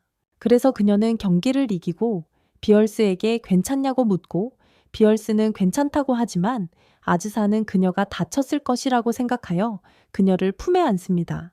아즈사는 재경기를 할 의향이 있다고 언급하지만 그것이 번거로울 것이라고 설명하며 비얼스는 잠시 기다려야 한다고 말합니다. 하지만 비얼스는 자신이 평화로운 삶을 꿈꾸고 있지만 이제 모두가 그녀의 실제 힘을 보았기 때문에 그 꿈이 방해받을 것이라고 말합니다. 그들은 전사 슬라임을 찾아가 도움에 감사하지만 그녀는 상금에 이기지 못해 슬퍼하고 있다. 그녀는 아즈사를 무술학생으로 받아달라고 요청하지만 아즈사는 이를 피하려고 한다. 그래서 그녀의 잠재력을 증명하기 위해 슬라임은 아즈사에게 친선 경기를 도전한다. 경기가 시작되려 할 때 슬라임은 아즈사 주위의 어두운 오라를 감지한다. 이는 수많은 슬라임을 죽인 사람에게만 보일 수 있다. 그래서 그녀는 놀라서 기절을 하고 아즈사는 그녀를 집으로 데려간다. 그녀가 깨어났을 때 더 이상 아즈사의 학생이 되고 싶지 않다고 말하지만 갑자기 비얼스가 합류하고 슬라임은 그녀에게 선생님이 되어달라고 간청한다. 아즈사는 비얼스가 그녀를 가르치는 것이 유익할 수 있다고 생각한다. 왜냐하면 만약 소녀들이 다시 슬라임이 된다면 항상 그녀를 찾을 수 있을 것이기 때문이다. 비얼스는 처음에는 주저하지만 모두가 그녀에게 그렇게 해달라고 간청하자 결국 슬라임의 선생님이 되기로 결심한다. 며칠 후 소녀들은 자신들의 마을에 처음으로 오는 뮤지션 쿠쿠에 대한 포스터를 발견한다. 하지만 그들 중 아무도 그녀의 이름을 들어본 적이 없고 음악에 큰 관심이 있는 피라만이 알고 있다. 그들은 모두 그녀의 콘서트에 참석하기로 결정하지만 록앤롤 스타일을 좋아하지 않아 아즈사와 피라를 제외한 모두가 떠난다. 피라가 그녀의 음악이 높은 음으로 시작하지만 결국 느려진다고 언급합니다. 하지만 그녀가 갑자기 땅에 쓰러지고 그들은 그것이 그녀의 공연의 일부라고 생각하지만 그녀가 연기하고 있지 않다는 것을 깨닫습니다. 그래서 그들은 그녀를 집으로 데려가서 음식을 주고 그녀는 빠르게 에너지를 회복합니다. 그녀는 목욕을 하고 그들은 그녀가 화장 없이 있는 모습을 보고 모두 충격을 받습니다. 왜냐하면 그녀는 평범한 소녀처럼 보이기 때문입니다. 그들은 그녀가 자주 기절하는지 궁금해하고 그녀는 그렇다고 확인합니다. 왜냐하면 음악가로서의 일만으로는 그녀를 부양하기에 충분하지 않기 때문입니다. 피라는 몇몇 음악가들만이 좋은 돈을 번다고 언급하고, 쿠쿠는 그녀가 그들처럼 되고 싶어서 63년 전에 고향을 떠났지만 음악 경력으로는 어디에도 도달하지 못했다고 밝힙니다. 아즈사가 그녀에게 그들과 함께 지내고 잠시 쉬라고 하지만 그녀는 음악을 그만두고 새로운 삶을 시작할 때라고 생각합니다. 이미 몇 가지 제안이 있지만 다른 사람들은 그것들이 존경할 만한 직업이 아니라는 것을 깨닫습니다. 아즈사가 그녀에게 아직도 음악을 좋아하는지 묻고 그녀는 사실 음악을 사랑한다고 언급합니다. 그래서 그녀는 쿠쿠에게 조금 더 음악을 계속하라고 조언합니다. 그녀가 사랑하는 일을 포기하는 것은 아쉬운 일이기 때문입니다. 아즈사는 그녀에게 새로운 일을 시작하고 싶다면 말리지 않겠지만 그들과 함께 지내며 다시 생각해 보라고 초대합니다. 그들의 우정을 기념하기 위해 쿠쿠는 그들을 위해 노래를 부르려 하지만 그들은 참을 수 없다고 느낀다. 피라가 그녀에게 음악 스타일을 덜 무서운 것으로 바꾸라고 조언하지만 그녀는 자신의 잘못된 변화를 받아들일 준비가 되어 있지 않다. 그래서 피라는 자신의 리트를 사용해 노래를 부르며 모두가 그 노래에 감탄한다. 아즈사가 그녀에게 이해하기 쉬운 새로운 가사를 써보라고 하지만 쿠쿠는 그것이 어렵다고 느끼고 아즈사는 모두와 그들의 가족에게 그녀를 도와주라고 한다. 모두가 라이카와 알카라의 음악을 듣지만 그들은 그것을 좋아하지 않고 팔파와 샬라의 공연에 감명을 받는다. 로잘리는 Nothing이라는 노래를 부르며 유령으로서의 경험을 공유하지만 그것이 모두를 슬프게 만든다. 쿠쿠는 자신이 죽어본 적이 없는데 죽음에 대해 노래하고 있었다는 것을 깨닫고 음악 스타일을 바꾸기로 결심하며 무대 이름을 버리고 본명으로 돌아가기로 한다. 그녀는 또한 다음 노래의 모든 가사를 추가하기로 결심하고 완료되면 모두에게 감사하며 작별 인사를 한다. 아즈사는 그녀에게 만약 이 지역에 오게 된다면 방문하라고 말하며 그것이 그녀의 집이기도 하다고 한다. 피러는 그녀에게 음악적 재능이 없더라도 그들의 세계에서 성공이 항상 재능 있는 사람에게만 주어지는 것은 아니므로 그녀도 여전히 성공할 수 있다고 언급한다. 비얼스가 갑자기 도착하고 그녀는 오늘이 쉬는 날이라서 팔파와 샬라와 함께 보내려고 왔다고 말하지만 쿠쿠가 거기 있는 것을 보고 놀란다. 비얼스는 그녀에게 노래를 부르라고 하고 그녀는 이것이 자신의 새 자아가 살아남을 수 있는지 볼 좋은 기회라고 생각한다. 그래서 그녀는 모두 앞에서 노래를 부르고 비얼스는 그녀의 공연을 좋아해서 다음 악마 축제에 공연하라고 초대한다.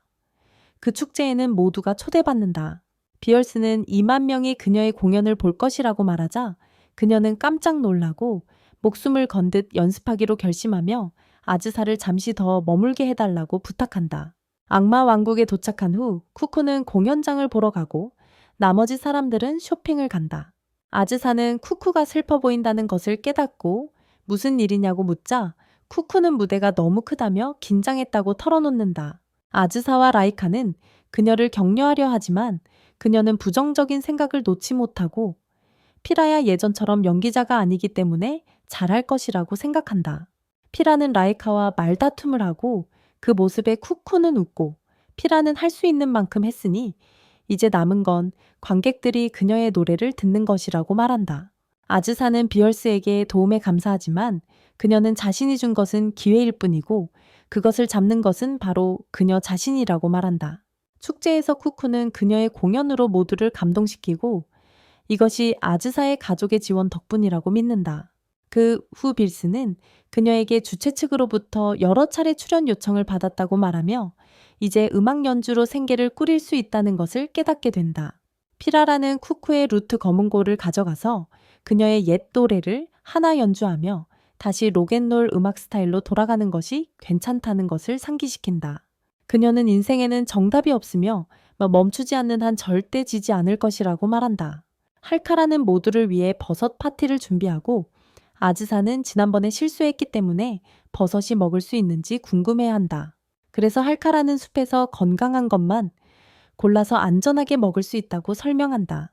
아즈사는 그것들을 맛있게 먹지만 할카라는 그녀가 먹고 있는 것이 독버섯이라고 밝히며 먹는 사람을 축소시키는 것이라고 말한다. 그래서 아즈사는 그녀에게 화를 내며 모두 안전하다고 말했었다고 상기시킨다. 그녀는 숲에서 딴 것은 안전했지만 그녀가 먹은 것은 자신의 방에서 키운 것이라고 설명한다. 아즈사는 의식을 잃고 깨어났을 때는 몸이 작아져서 어린아이처럼 보인다. 할카라는 자신의 실수에 대해 사과하며 축소되는 것 외에는 다른 해를 끼치지 않을 것이라고 확신시킨다. 그녀는 해결책을 찾기 위해 서두르고 아즈사는 곧 다시 평소의 모습으로 돌아갈 수 있기를 바란다. 모두 그녀를 귀엽다고 생각하며 피러는 그녀를 아이처럼 들어 올리고 로잘리에는 그녀의 작은 몸집에도 불구하고 영혼은 똑같이 무거울 것이라고 말한다. 팔파와 샬라는 그녀에게 음식을 먹이고 지루한 책을 읽어주며 잠들게 한다. 다음날 라이카는 아침을 준비하고 아즈사의 모습에 맞게 좀 더 화려하게 꾸미려고 한다.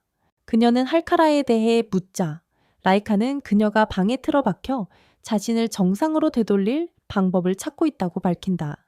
라이카는 아즈사의 머리를 쓰다듬어도 되는지 궁금해하며 이미 포기했기 때문에 허락한다. 피러는 질투심에 사로잡혀 그녀의 머리를 쓰다듬기 시작하고 곧 누가 더 잘하는지 경쟁하기 시작한다. 아즈사는 책을 잡기 힘들어하고 로잘리에는 도와주며 머리를 빗어도 되는지 묻자 아즈사는 허락한다. 그러나 곧 할카라가 나타나 그녀를 방해하고 아즈사는 해결책을 찾았는지 궁금해하지만 그녀는 고개를 숙이고 아무것도 찾지 못했다고 사과한다. 아즈사는 더 이상 방법이 없으니 악마들에게 도움을 요청할 수밖에 없다고 생각하며 비알스를 소환하는데 비알스는 아즈사를 보고 놀라며 누구인지 묻는다. 아즈사가 그녀에게 모든 이야기를 들려주고 도움을 요청하자 빌스는 왜 영원히 그렇게 있을 수 없는지 궁금해한다. 그녀는 세상에서 가장 사랑스러운 아이가 될 테니까. 하지만 아즈사는 그녀를 놀리며 모두에게 큰 악마 빌스가 아이에게 졌다고 말할 것이라고 하자 결국 그녀는 도와주기로 한다. 그녀는 아즈사를 복원할 방법을 찾겠다고 약속하지만 샬라와 팔파도 함께 데려오겠다고 말한다. 그것이 그녀를 행복하게 만들 테니까. 그들은 모두 같은 침대에서 함께 자고 다음날 아즈사는 빌스가 페콜에게 무슨 일이 있었는지 말하지 못하게 막는다. 그녀가 알면 일이 복잡해질 테니까. 하지만 그들은 이미 그녀가 기다리고 있었다는 것을 깨닫고 아즈사는 충격을 받는다. 그녀는 아즈사가 귀엽다고 생각하지만 원래 모습으로 돌아가고 싶어 해 한다. 그래서 페코라는 월드트리라는 거대한 나무가 있고 그 꼭대기에는 약사 한 명이 살고 있다고 밝힌다. 그는 온갖 종류의 약을 전문으로 한다. 하지만 그녀는 꼭대기에 도달하는 것이 쉽지 않다고 말한다. 왜냐하면 월드트리는 108층이 있고 그 길에 위험한 동물들이 기다리고 있기 때문이다. 그녀는 바냐에게 월드트리로 데려가 달라고 부탁하지만 파틀라는 그녀의 여동생이 걱정돼서 함께 가기로 결심한다. 페코라는 빌스에게 그들과 함께 갈 수 없다고 말한다. 그녀는 가는 동안 해야 할 일이 많기 때문이다. 이는 그녀를 슬프게 만든다. 아즈사는 그것이 위험할 수 있다고 언급하며 샬라와 팔팩에는 뒤로 물러나라고 하고 그녀는 레비아탄 자매들과 함께 떠난다. 그들은 곧 세계수에 도착하는데 파틀라와 바냐는 학교 소풍 이후로 처음 보는 것이다. 그들은 나무 안으로 들어가고 아즈사는 이곳이 일반 던전처럼 보이지 않는 것에 충격을 받는다. 왜냐하면 그들은 리프트를 이용해 나무를 오르기 위해 동전을 지불할 수 있기 때문이다. 파틀라는 11층과 12층에는 각각 11층 늑대와 12층 늑대가 살고 있다고 말하고 아즈사는 그들의 명명 시스템이 우스꽝스럽다고 생각한다. 바냐가 음식을 가져오고 그들은 리프트를 이용해 여정을 계속한다. 그들은 곧 10층에 도착하고 11층으로 곧장 올라가는데 그곳에서 늑대 무리를 만나고 아즈사는 그들이 위험할 것이라고 생각한다. 하지만 그들은 친근한 존재로 드러나는데 그들은 그들이 이길 수 없는 강력한 악마들만 만나기 때문에 성격이 변한 것이다. 그들은 엘리베이터를 이용해 나무를 오르기 시작하고 곧 온천에 도착하여 휴식을 취하기로 결정한다. 아즈사는 세계수가 자신이 상상했던 것과 다르다고 언급한다. 바냐는 10번째 정거장 이후에는 엘리베이터가 없다고 말하고 아즈사는 그에 대해 불만을 느낀다. 자매들은 그녀에게 감사하며 그녀 덕분에 함께 여행을 나올 수 있었다고 말하지만 그녀는 자신이 그들을 자신의 문제에 끌어들인 것에 대해 사과한다. 파틀라는 그들이 밤에 84층에서 쉴 것이라고 말하지만 그 이후에는 진짜 던전처럼 숙소가 없을 것이라고 덧붙인다. 그들은 조심스럽게 위층으로 올라가며 나무늘보와 다른 위험한 동물들을 발견합니다. 드디어 꼭대기층에 도착하고 판나가 아즈사가 위에서 아름다운 경치를 볼 수 있도록 도와주자 반야는 감정이 북받치지만 그녀의 언니가 아직 일을 하고 있다고 말리습니다. 그들은 마침내 약국에 도착하고 약사에게 아즈사를 치료할 약을 요청합니다. 약사는 최근에 그 약을 찾았다고 언급합니다. 그녀는 이노에 알약을 주고 그들은 모든 번거로움 없이 그것을 얻을 수 있었던 것에 충격을 받습니다. 이노도 약을 배달하러 그곳에 도착하고 왜 그들이 꼭대기에 도달하기 위해 와이번을 사용하지 않았는지 궁금해합니다. 돌아오는 길에 모두 와이번을 타고 아즈사는 베콜에게 왜 그에 대해 말하지 않았는지 묻습니다. 아즈사는 그녀도 그 알약에 대해 알고 있었을 것이라고 믿지만 베콜라는 자신은 전혀 몰랐다고 주장합니다. 모두 모여 아즈사가 마침내 약을 복용하지만 그녀는 옷이 작아져서 베콜라가 이런 일이 일어날 것이라는 것을 알고 있었다는 것을 깨닫습니다. 그녀는 베콜에게 함께 목욕하라고 벌을 주고 베콜라는 공중 목욕탕에 가본 적이 없어서 부끄러워합니다. 아즈사는 자신이 언니이기 때문에 장난에 대한 벌을 줘야 한다고 말하며 그녀의 머리를 쿡 찌릅니다. 어느 순간 새로운 축제가 마을에 도착하고 라이카는 그 축제가 무엇인지 궁금해합니다. 그래서 샬라가 그것이 마을의 춤 축제라고 밝히며 이 축제는 약 250년 전에 시작되었고 모두가 그곳에서 춤을 춘다고 설명합니다. 그녀는 이것이 수확의 열매를 대지의 신에게 바치고 다음 해에 좋은 수확을 기원하는 것이라고 언급합니다. 그녀는 축제가 이틀 동안 계속되며 축제 전날과 축제 당일에 모두가 함께 즐긴다고 말합니다. 라이카는 아즈사가 참여할지 궁금해야 하지만 아즈사는 주목받고 싶지 않아서 거리를 두고 싶다고 설명합니다. 하지만 그녀는 가족 모두가 신나하는 것을 보고 축제에 참여하기로 결정합니다. 그녀는 할카라가 음료를 만들 수 있고 라이카가 음식을 요리할 수 있다고 언급하며 축제 전날 마녀의 지을 자매의 집이라는 카페를 열기로 결정합니다. 그들의 새로운 유니폼이 곧 도착하고 팔파와 샬라에게는 잘 어울리지만 할카라의 유니폼은 그녀의 큰 가슴 때문에 너무 꽉 끼습니다. 로잘리는 그들이 운이 좋다고 생각하지만 아즈사는 그녀를 위해 마법으로 새로운 드레스를 준비합니다. 그들은 모두 카페 메뉴에 대한 아이디어를 제시하지만 아즈사는 그것들이 조금 극단적이라고 생각하여 메뉴를 직접 정리하기로 합니다. 그 후 그들은 카페를 꾸미고 나탈리는 축제에서 그들의 가게를 보는 것을 기대합니다. 그들은 마을의 카페 전단지를 배포하고 사람들이 올 것이라고 기대하지만 아즈사는 사람들이 오지 않더라도 모두가 즐거운 시간을 보내길 원한다고 말합니다. 다음 날 아침 아즈사가 일어나 보니 그들의 카페 밖에 이미 많은 사람들이 모여 있어 놀랍니다. 그들은 사람들이 마을 외부에서도 왔다는 것을 깨닫고 이렇게 이른 아침에 왔으니 모두 가게를 1시간 일찍 열기로 결정합니다. 사람들은 카페에서 시간을 보내는 것을 즐기며 모두가 제복을 입고 아름다워 보인다는 것을 깨닫습니다. 피라는 라이카가 모든 관심을 받고 있는 것이 질투가 나고 그녀에게 지고 싶지 않아서 여러 접시를 동시에 들고 모두를 감동시키려 합니다. 하지만 결국 균형을 잃고 말고 로잘리가 접시가 깨지기 전에 잡아줍니다. 그녀는 마법을 사용해 모든 접시를 테이블에 놓고 모두가 그녀의 서비스가 놀랍다고 생각합니다. 고객들은 음식과 분위기를 모두 즐기는 것 같아서 아즈사는 모두에게 좋은 일을 계속하라고 말합니다. 샬라는 오랫동안 서 있다가 피곤해져서 아즈사는 그녀에게 계산대에 앉으라고 합니다. 그녀는 그들의 가게가 이렇게 성공할 줄은 상상도 못했으며 빌스가 갑자기 나타나 그들의 카페를 칭찬합니다. 아즈색에 일이 없냐고 묻자 그녀는 그냥 소문을 듣고 온 것뿐이라고 밝히며 왜 초색에 초대를 하지 않았냐고 묻는다. 그녀는 베일스에게 손님을 대접하는 것을 도와줄래? 하고 묻지만 베일스는 자신이 마귀라고 말하며 부탁을 쉽게 하지 말라고 한다. 하지만 그녀는 뒷문으로 들어가서 웨이트리스 복장을 입고 돌아온다.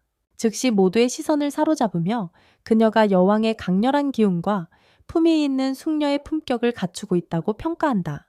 페코라도 도착해서 가족을 도우기 시작하는데 아즈사는 그녀가 왜 거기 있는지 놀라며 그것은 마왕의 일이 아니라고 생각한다.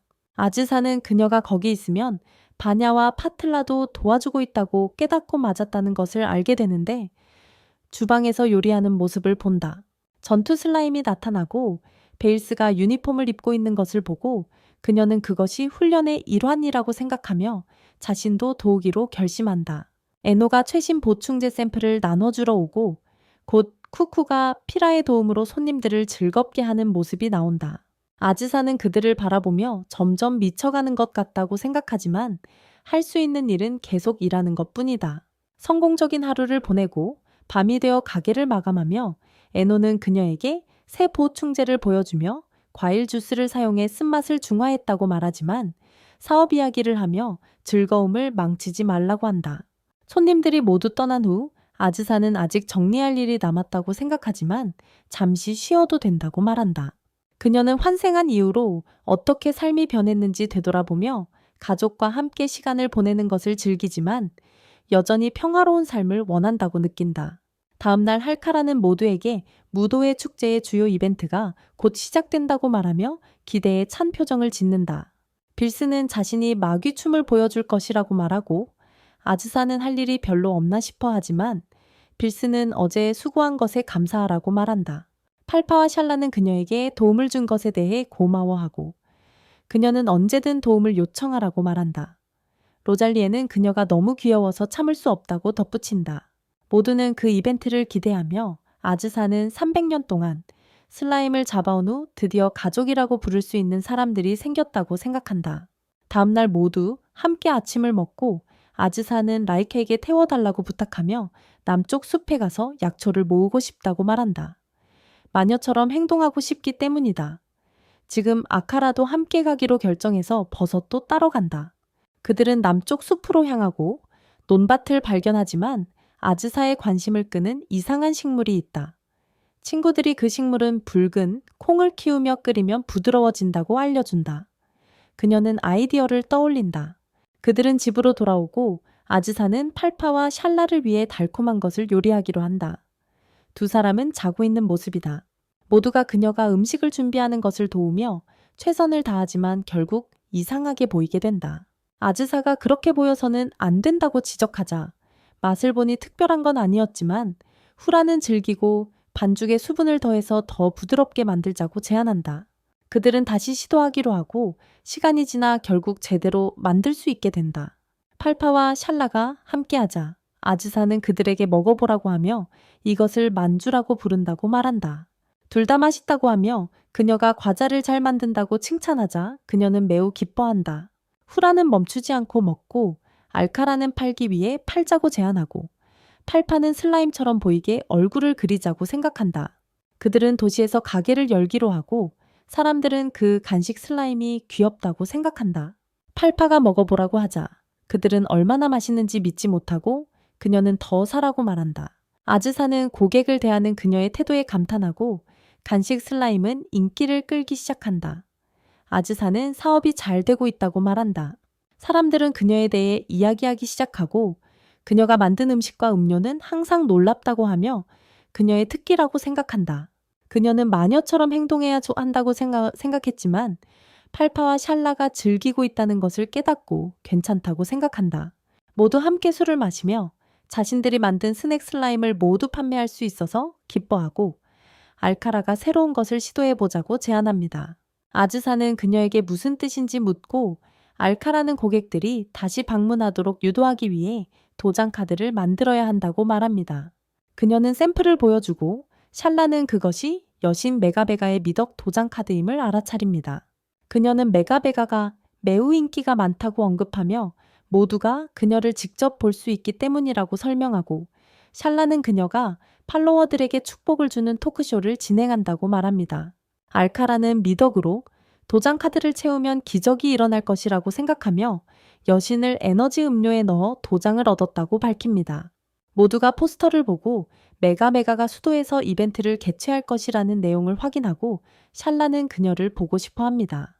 그래서 아즈사와 알카라는 그녀를 수도로 데려가고 다른 친구들은 그 이벤트에 관심이 없어서 집에 남기로 결정했다는 것을 알게 됩니다. 샬라는 메가베가를 만나는 것에 신이 나 있으며 수세기 전 학자들이 신의 존재를 의심했지만 신들이 세상에 내려오면서 그들이 틀렸다는 것이 증명되었다고 밝혀냅니다. 그녀는 신산업이 성숙해졌고 메가메가가 가장 두드러진 존재라고 덧붙이지만 아즈사는 그녀가 어떤 이벤트에 참석할 것인지 궁금해합니다.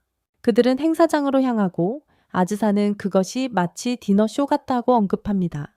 호스트가 메가메가가 이제 무대에 오를 것이라고 언급하자 팬들이 그녀를 위해 환호하기 시작한다. 그녀가 그들 앞에 나타난다. 아즈사는 그녀가 자신을 환생시킨 여신임을 알아보고 메가메가도 그녀를 기억한다. 그녀는 신들의 순위에 대해 이야기하며 고위 신들은 세계를 통합하고 저위 신들은 특정 세계를 지배한다고 밝힌다. 그녀는 자신의 임무가 통합하는 것이라고 설명하지만 사람들의 미소를 보고 싶어서 이 세계로 내려오기로 결정했다고 한다. 그녀는 자신의 도장 카드가 세상을 더 나은 곳으로 만들 것이라고 언급하며 좋은 일을 할 때마다 카드에 도장을 찍으라고 말하고 다른 사람의 카드도 찍을 수 있다고 전한다. 그녀는 모든 공간이 채워져도 아무 일도 일어나지 않을 것이라고 말하지만 계속해서 덕을 쌓아가라고 한다. 그 일은 끝나지 않는 과제이기 때문이다. 아즈사는 이를 듣고 놀라지만 모두가 메가메가를 위해 환호한다. 그녀의 공연 후 한 남자가 아즈에게 메가메가가 그녀를 만나고 싶어 한다고 말하자 아즈사는 그녀를 보러 간다. 아즈사는 메가메가가 왜 자신과 이야기하고 싶어 하는지 궁금해하며 가족과 함께 이곳에 머물고 싶기 때문에 다른 세계로 보내질까 걱정한다.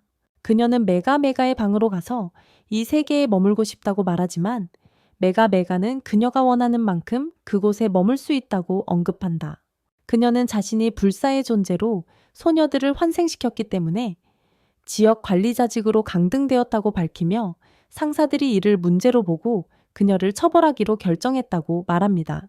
아즈사는 사람들이 웃는 모습을 보고 싶어서 이 세계에 내려왔다고 생각했지만 그것이 거짓말이었다고 밝혔습니다. 아즈사는 믿을 수 없다며 신들은 거짓말을 해서는 안 된다고 말하지만 그녀는 법은 깨기 위해 존재한다고 설명합니다. 그녀는 세상을 더 나은 곳으로 만들고 싶다고 언급하며 아즈에게 카드에 2개의 원을 주고 하나는 그녀의 이벤트에 참석하기 위한 것이고 다른 하나는 그녀의 비밀을 지키기 위한 것이라고 말합니다. 그날 저녁 아즈사는 집에서 메가메가가 준 카드를 바라봅니다. 샬라는 그녀를 수도로 데려다 준 것에 감사하며 원을 하나 그립니다. 탈파는 간식 슬라임에 대한 감사의 표시로 하나를 줍니다. 할카라도 같은 방식으로 그녀가 파이라를 위해 새로운 특산품을 만들었기 때문에 그럴 자격이 있다고 말하며 원을 그립니다. 로잘리는 아즈사가 자신을 위해 해준 모든 것에 감사하며 원을 하나 그립니다. 라이카와 피라는 그녀의 카드를 채우며 항상 자신들을 지원해 준 것에 감사하고 그녀 덕분에 평화로운 삶을 살 수 있다고 말합니다. 그녀는 모두에게 보답하겠다고 약속하며 이렇게 멋진 가족이 있어서 세상에서 가장 행복한 마녀라고 생각합니다. 나탈리는 아즈에게 가져온 마법석에 대해 네이 2,000 골드를 주지만 그녀의 간식 슬라임이 다시 매진되었다고 언급하며 과자를 팔면 큰 돈을 벌 수 있다고 말합니다. 나탈리가 팔파와 샬라에게 편지를 보여주자 그들은 그것이 세계 정신 정상회담에 관한 것임을 깨닫는다. 그들은 집으로 돌아오고 샬라는 정상회담이 영혼들이 난터리 호수에 모이는 행사라고 설명한다.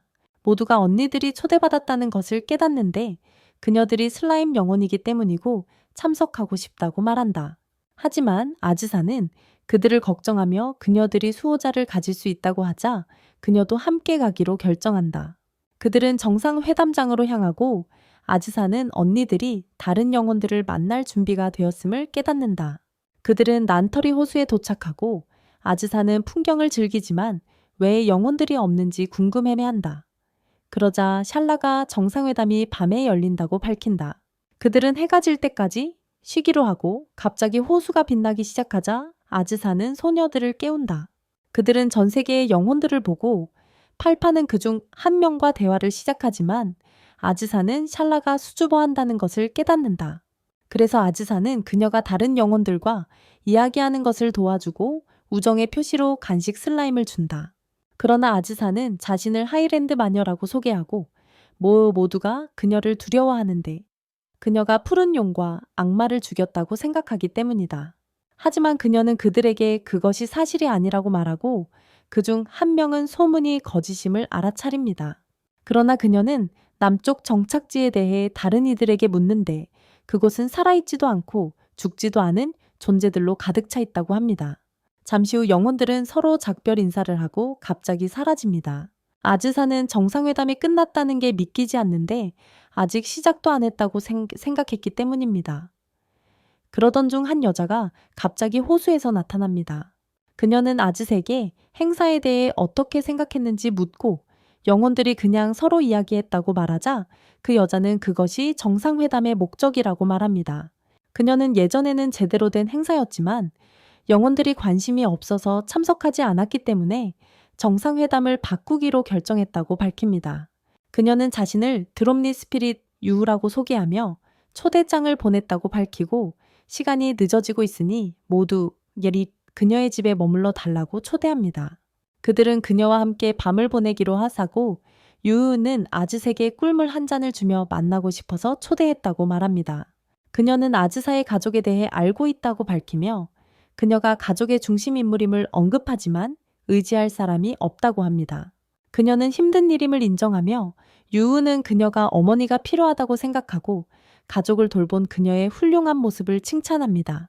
다음 날 아즈사는 소녀들과 함께하지만 그녀의 드레스가 젖어 있다는 것을 깨닫고 부끄러워한다. 유후는 그녀가 물방울 정령이라고 설명하며 아즈사가 그녀를 만질 때마다 물이 떨어지는 느낌을 항상 받을 것이라고 말한다. 아즈사는 집에 갈 시간이라고 언급하고 300년 동안 이 세계에 살면서 처음으로 어머니가 생겼다고 말한다. 그들은 집으로 돌아가고 아즈사는 악마들이 있는 것을 깨닫고 페코라가 왜 그들과 함께 있는지 궁금해한다.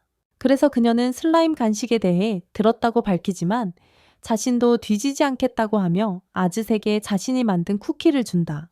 그녀는 그것이 정말 맛있다고 언급하고 페코라는 그녀가 좋아해줘서 기쁘지만 이제 가야 한다고 말하며 그 일을 하러 왔다는 것을 밝힌다. 하지만 빌스는 그들이 언데드 생물을 찾고 있다고 설명하고 바니아는 그것이 악마들의 의무라고 설명한다. 빌스는 인간들이 언데드를 불태울 수 있으니 그들을 악마 왕국으로 데려가야 한다고 말하고 페코라는 아즈에게 그들을 도와달라고 부탁한다. 그녀는 이를 거부하지만 그들은 인간들이 언데드를 발견하면 죽일 것이라고 말하고 그녀의 친구들은 그녀가 언데드의 운명에 신경 쓰지 않기 때문에 끔찍하다고 생각한다. 그래서 그녀는 도와주기로 결심하고 밖으로 나가 펜나가 모두에게 전단지를 나눠주며 언데드 생물을 만나면 악마들에게 연락하라고 한다. 전투 슬라임이 나타나 그녀가 온 땅에 전단지를 배포했다고 밝히자 빌스는 언젠가는 언데드를 찾게 될 것이라고 생각한다. 하지만 얼마 지나지 않아 빌스는 아직 단서가 없다고 말하고 아즈사는 누군가가 언데드인지 어떻게 알 수 있냐고 궁금해한다. 그녀는 전단지를 읽으며 언데드가 살아있지도 않고 죽지도 않은 존재임을 깨닫고 영혼들이 남부 정착지의 생물에 대해 이야기할 때 그런 설명을 했던 것을 떠올린다. 그래서 그녀는 모두를 남부의 한 마을로 데려가지만 언데드의 정확한 위치는 모른다고 말한다. 그들은 썩은 과일이 가득 든 바구니를 든 여인을 보고 언데드가 그것을 좋아한다는 것을 알고 따라가기로 한다. 그녀는 한 집을 방문해 과일을 파운이라는 소녀에게 건네는데 그녀는 너무 많이 놀아서 일정이 엉망이라고 말한다. 하지만 그녀는 걱정하지 말라고 말하며 아직도 스스로를 돌보고 있다고 한다. 여인이 떠난 후 빌스가 문을 두드리지만 파운은 대답하지 않고 아즈사는 그녀에게 배달이 왔다고 말한다. 그녀는 책이 도착했나 싶어 급히 문으로 달려가지만 빌스가 있는 것을 보고 공포에 질린다. 빌스는 그녀에게 언데드인지 묻는다. 그녀는 무덤 경비원이라고 설명하지만 빌스는 믿지 않으며 사원에서 누군가를 불러 정화시켜야겠다고 위협한다. 포는 그녀에게 그렇게 하지 말라고 애원하며 일을 하지 않겠다고 말하고 그녀는 모두가 자신의 집에 들어오도록 허락한다. 그녀는 40년 동안 언데드였다고 밝히고 수도에서 혼자 살았지만 너무 게을러서 아무것도 하지 않아 결국 굶어 죽었다고 말한다. 하지만 달빛 아래 누워있다가 갑자기 언데드가 되었고 일을 하지 않아도 죽지 않기 때문에 행복하다고 설명한다. 하지만 그녀는 함께 놀 사람이 없어서 외롭다고 언급한다. 비엘스는 그녀가 걱정할 필요 없다고 말하며 그들이 그녀의 이웃이 될 것이라고 하고 그녀가 악마 왕국으로 이사해야 한다고 말한다. 그곳에서 그들이 그녀를 돌봐줄 것이라고. 하지만 그녀는 그곳으로 가는 것을 거부한다. 그들이 자신을 위해 일을 강요할 것이라고 생각하기 때문이다. 비엘스는 그녀에게 게임을 하자고 도전하며 그녀가 지면 그들과 함께 가야 한다고 말한다. 하지만 비엘스는 결국 눌려버린다. 그래서 아즈사는 폰이 악마 왕국에서 가게를 열 수 있도록 제안한다. 그곳에서 사람들과 게임을 하며 생계를 유지할 수 있다. 폰은 그 아이디어가 마음에 든다. 그리고 빌스는 그녀가 괜찮다고 말한다. 폰이 악마들과 함께 있는 한 모두 악마 왕국으로 향한다. 그리고 그들은 폰의 가게가 잘 되고 있어 기쁘다. 그녀가 게임을 하면서 얻은 지식을 활용해 카드 게임을 만들었다는 것을 알게 된다. 그리고 그녀의 고객들은 그것을 즐기는 것 같다. 하지만 아즈사는 레비아탄 자매들이 빌스와 함께하지 않는 이유가 궁금하다. 그래서 그들은 그녀가 농업부에서 일로 바쁘다고 밝힌다. 아즈사는 그녀가 직업을 진지하게 생각하는 모습을 상상할 수 없다. 그래서 판나가 그녀에게 일하는 동안 비얼스를 지켜볼 수 있다고 말해요. 그들은 농업부로 향해요. 아즈사는 건물에 들어가기 전에 투명화 주문을 사용해요. 그녀는 비얼스가 직원들을 관리하는 모습을 봐요. 그리고 그녀가 훌륭한 일을 하고 있다고 생각해요. 하지만 그녀는 바냐에게 문서의 날짜가 잘못되었다고 말해요. 그녀는 자매들에게 자신의 딸들에 대해 물어봐요. 아즈사는 그녀가 판나와 샬라를 자신의 딸이라고 부르는 것을 믿을 수 없어요. 하지만 비얼스는 그녀의 말을 듣고 있어요. 그래서 그녀는 아즈사를 찾기 시작해요. 파틀라는 인형이 말을 했다고 가정했어요. 비얼스는 사무실로 돌아가고요. 언니들은 거의 들켰다고 느끼면서요. 그들은 그녀와 함께 사무실에 들어갑니다. 아즈사는 심심하다고 말하고요. 하지만 비얼스는 뭔가 이상하다고 느껴요. 그녀는 아즈사를 가리키고요. 그래서 그녀는 당황해요. 하지만 파틀라는 그것이 그녀가 그곳에 둔 새 꽃 때문이라고 설명해요. 바냐는 모두를 위해 점심을 준비했다고 말해요. 하지만 파틀라는 4개의 서빙이 있다는 것을 깨닫습니다. 그래서 그녀는 바냐에게 다시 가져가라고 말합니다. 빌스는 그들이 뭔가 숨기고 있다는 것을 깨닫습니다. 그래서 그녀는 도시락을 들고 버릴 준비를 합니다. 하지만 아즈사는 배가 고픕니다. 그래서 그녀는 빌스에게 그것을 달라고 간청합니다. 그날 저녁, 아즈사는 가족에게 빌스의 직업이 지루하다고 말합니다. 하지만 이제 그녀를 새로운 시각으로 바라보게 되었다고 언급합니다. 왜냐하면 그녀가 장관으로서의 직책을 진지하게 받아들이기 때문입니다. 팔파와 샬라는 그녀가 멋지다고 생각해. 그리고 그녀는 모두에게 음식을 줘. 먹고 싶은 만큼 먹으라고 말해. 그녀는 자신이 대저택에 살고 있다고 말해. 그리고 자매들은 그것을 보고 싶어해. 하지만 그녀는 그들을 맞이할 준비가 되어 있지 않다고 설명해. 아즈사는 그녀가 거짓말하고 있다고 생각해. 그래서 그녀는 화가 나. 그리고 모두에게 자신의 대저택에 방문하라고 말해. 아즈사의 가족은 그녀의 집이 엄청나게 크다는 것을 깨달아. 피라가 초인종을 누릅니다. 그래서 비얼스가 그들을 들여보냅니다. 그들은 그녀의 저택이 멋지다고 생각합니다. 그리고 그녀는 그들을 식당으로 안내합니다. 그곳에서 그들은 함께 식사를 시작합니다. 그녀는 차를 끓이는 동안 모두 기다리라고 말합니다. 하지만 아즈사는 왜 그녀가 하인을 시켜서 하지 않는지 궁금해합니다.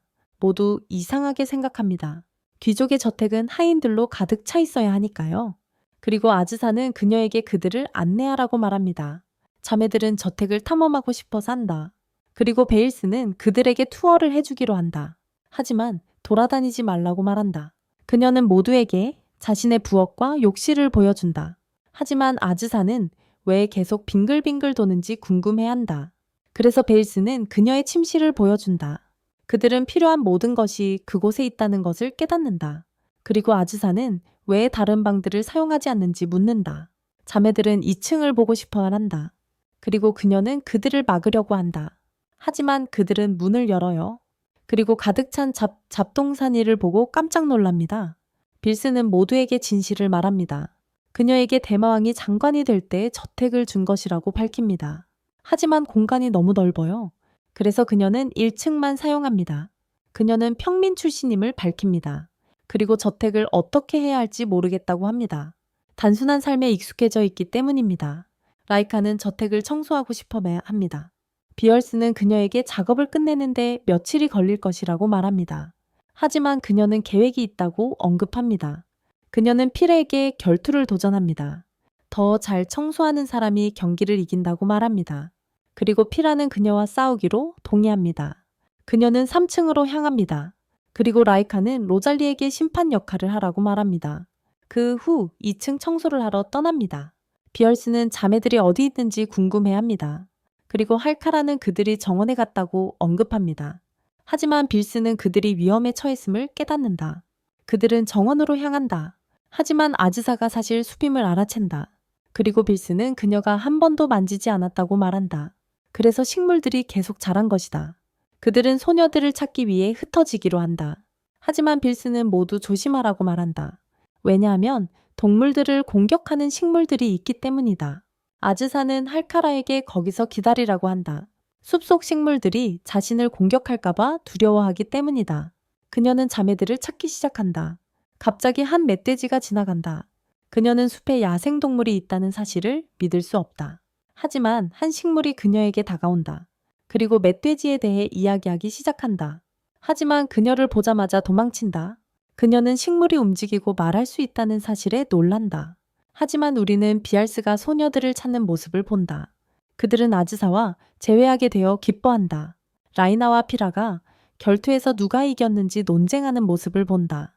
로잘리는 승자를 결정할 수 없다. 그래서 그녀는 그냥 무승부라고 말한다. 자매들은 길을 잃었다고 밝힌다. 그래서 아즈사는 그들에게 다시는 방황하지 말라고 한다. 그들은 행동이 불량했다고 사과한다. 아즈사는 에노의 가게로 간다. 그리고 그녀가 행복하다고 말한다. 왜냐하면 그녀는 더 이상 동굴에 틀어박혀 있지 않기 때문이다. 할카라는 그녀의 제품을 살펴본다. 하지만 에노는 그녀가 자신의 아이디어를 훔칠 것이라고 생각한다. 그래서 그들이 말다툼을 시작했어요. 아즈사는 그들을 말립니다. 그리고 에노는 그녀가 요청했던 만드레이크 알약을 건네줍니다. 우리는 보통 3년 된 만드레이크를 사용해서 만든다는 걸 알게 돼요. 하지만 그녀는 아즈사의 알약에 10년 된 만드레이크를 썼어요. 그래서 품질이 아주 좋아요. 그녀는 300년 된 만드레이크를 사용해서 초고 품질의 약을 만들 계획이라고 말합니다. 이것이 모든 마녀의 꿈이라고 하면서요. 하지만 그녀는 300년 된 만드레이크는 스스로 움직이고 말할 수 있다고 언급합니다. 그리고 아즈사는 숲에서 본 식물을 떠올립니다. 그녀는 에노에게 그것에 대해 이야기한다. 하지만 그들은 그것을 찾기 위해 허락이 필요하다고 언급한다. 왜냐하면 그것이 비엘제의 정원에 있기 때문이다. 하지만 에노는 즉시 가게를 닫고 날아가 버린다. 아즈사는 왜 300년 된 만드레이크가 그렇게 특별한지 궁금해한다. 할카라는 절대 만지지 않을 것이라고 말한다.